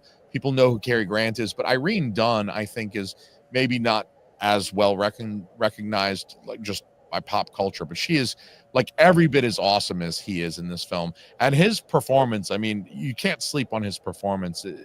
His physicality in the film, he's got several pratfalls where he'll trip over something, he'll knock into something, and just like his physicality as he's performing these things, it's incredible to watch him sort of fall and recover and put the wrong hat on and realize the other dude's in the house and they start fighting. I mean, it's a hilarious film. It's a perfect film. It's a romantic film. And I think it is the perfect example of that, like pre-war 1930s, like everything is hunky-dory. We didn't just have a Great Depression. We're not about to have a world war. And, you know, you could forget that this is 1937. It's somewhat timeless in that sense, because it's not like they talk about Hitler or, you know, politics in Europe at the time when this film was released. But just a perfect film. Really, really awesome, really excellent. I'm afraid that this is probably one of the more overlooked Criterions, where people will go pick up Breakfast Club because we grew up with that. But this is a film that maybe, you know, grandma and grandpa grew up with, but definitely not one that we should overlook. Excellent film. This is a film that I've recommended to everybody who will shut up long enough to hear me talk about how amazing this film is. It's incredible in every way. They've got a trained dog, as you can see. The Asta is the dog in this film. And it's such a fucking awesome and hilarious film, without being, you know, inappropriate or too sexualized because of the time that it was made. The Hays Code was still like fully enforced, but you can see them sort of tiptoeing around it and sort of towing the edge a little bit with some of the humor being a little bit more subtle, a little bit more wry. But I think like they score a lot of bonus points for just being really a lot of fun, but also fairly intellectual as well. It's a great film. It's a really, really wonderful film. I can't recommend it highly enough. those character dynamics, what would you compare it to? Like, it sounded a little bit to me like Sideways. If you've ever seen Sideways, where it's You kind of mean like the they Paul are, Giamatti film? yeah, where they kind of like stuck with each other, even though they do have problems. Even something like Like Planes, you Trains, mean like, the Friends, like Paul yeah, Giamatti and Thomas yeah, Hayden Church?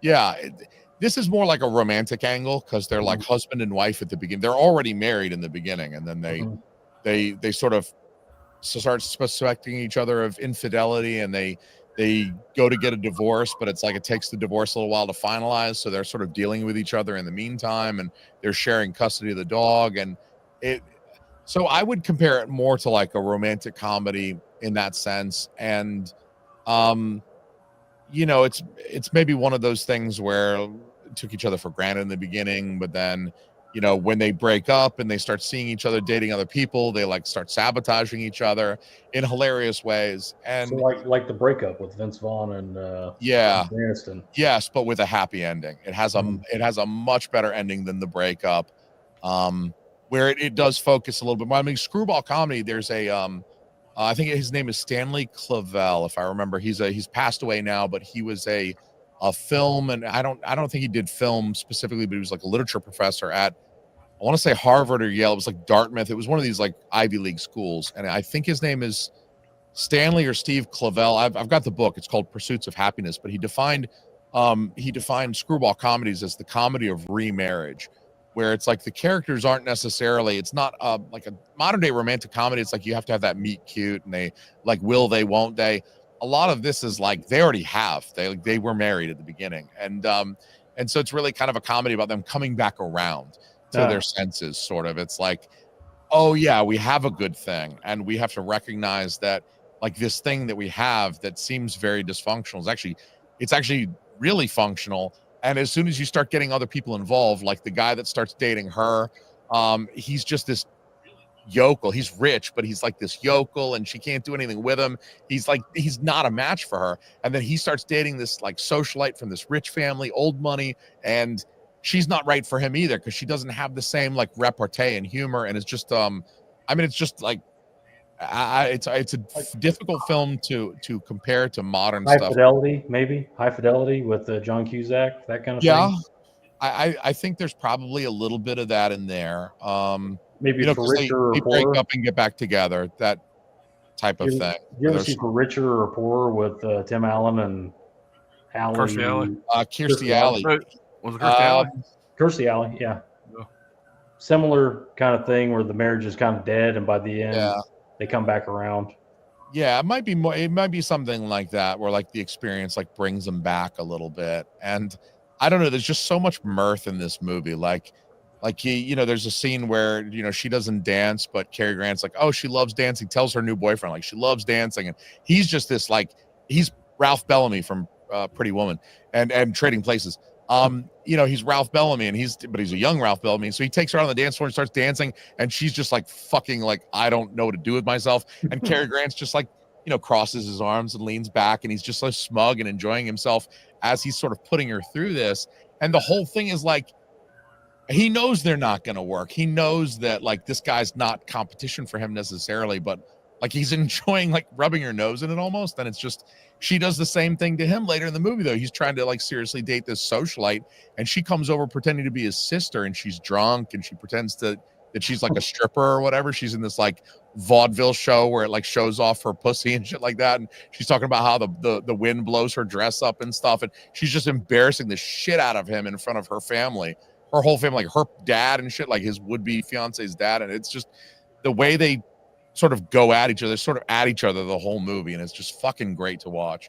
It's like so hard not to smile the whole movie, just watching them have fun and go back and forth. Seems like something Tony would like, our friend. Yeah, recommend it to Tony. It's a great film. I just want to interject one thing. Two more subscribers gets Jason to 400. Oh, dude, I'm almost at 4, bro. Go ahead, somebody, guys, run over there and subscribe. Appreciate it. Sydney subscribed. Sydney, I and love where is it? Asta from the Thin Man. Mike's DVD and Blu-ray. You a Thin Man fan? I love the Thin Man. Yeah, oh my God, William Powell. Fuck, y'all get his ass to 400. You said 400, Brad? 2 more to 400. Get my ass to 400, y'all. Shit. We'll get you the 400. Also, I got diabetes and I need a new kidney. So if anybody's got a kidney, hey, I'll take 400 subscribers, but definitely if somebody's got a kidney, I got the diabetes, I need a kidney. So, let's talk. I love the Thin Man movies. They're so good. Y'all get him to 400, we'll find him a kidney.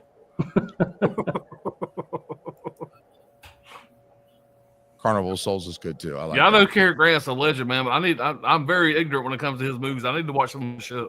They're great. I mean, obviously he acted across decades. I mean, he started in the 30s. He was relatively unknown early 30s, but by the end of the 30s, he's the Brad Pitt of the time. No, right? You said he was in a Hitchcock film. Was he in North by Northwest? He's in 3 Hitchcock films. He's in North by Northwest, To Catch a Thief, and in my opinion, his best Hitchcock collaboration is Notorious.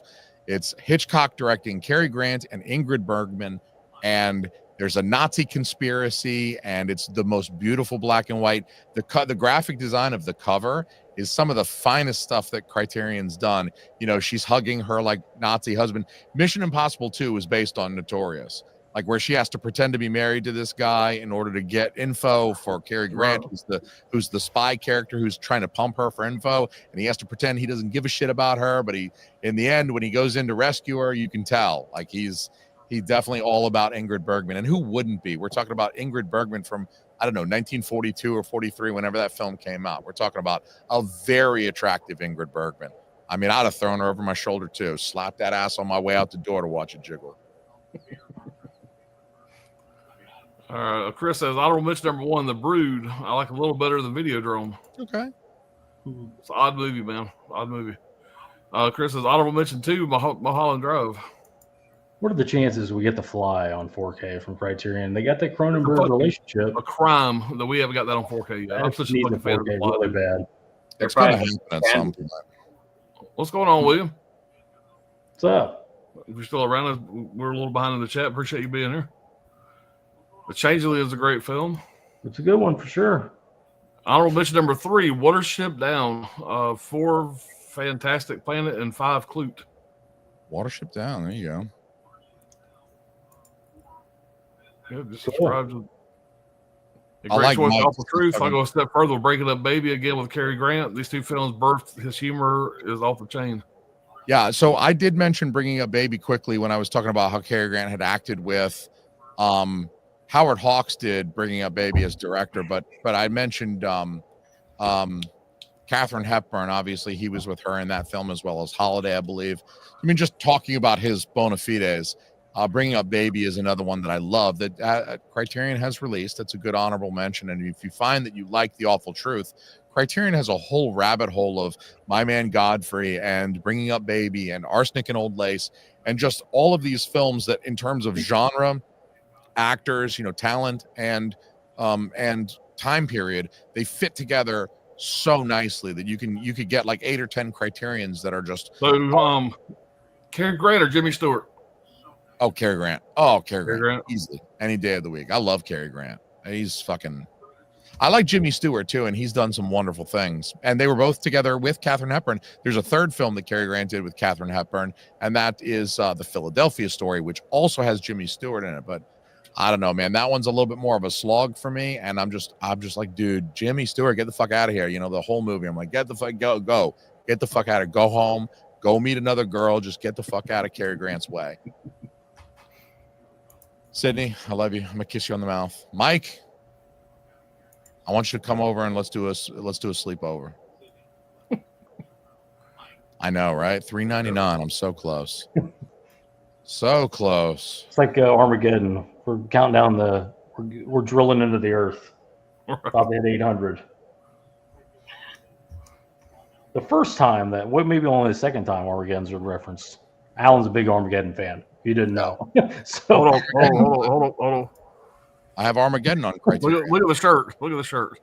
The shirt is his character's wearing a shirt of Armageddon. Armageddon's on Criterion. I got the Armageddon Criterion release.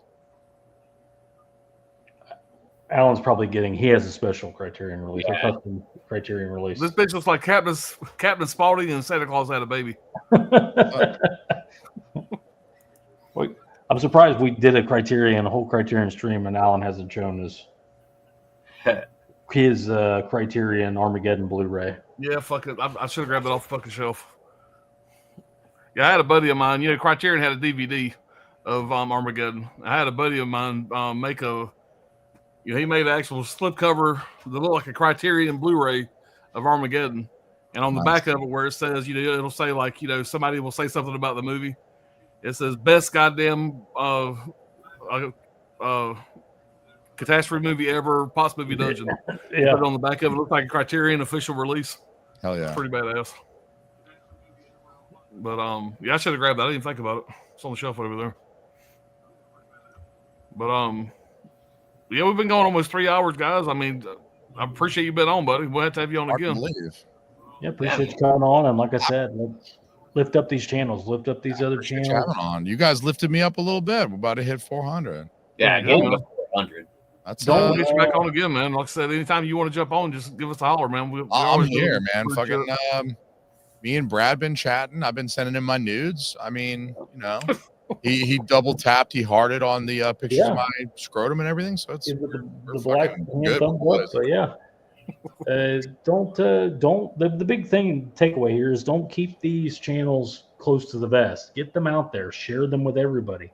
Yeah. Send a fucking DM to Hall & Oates, or Hall & Oates send the fucking DM to these other guys. Get the shit out there.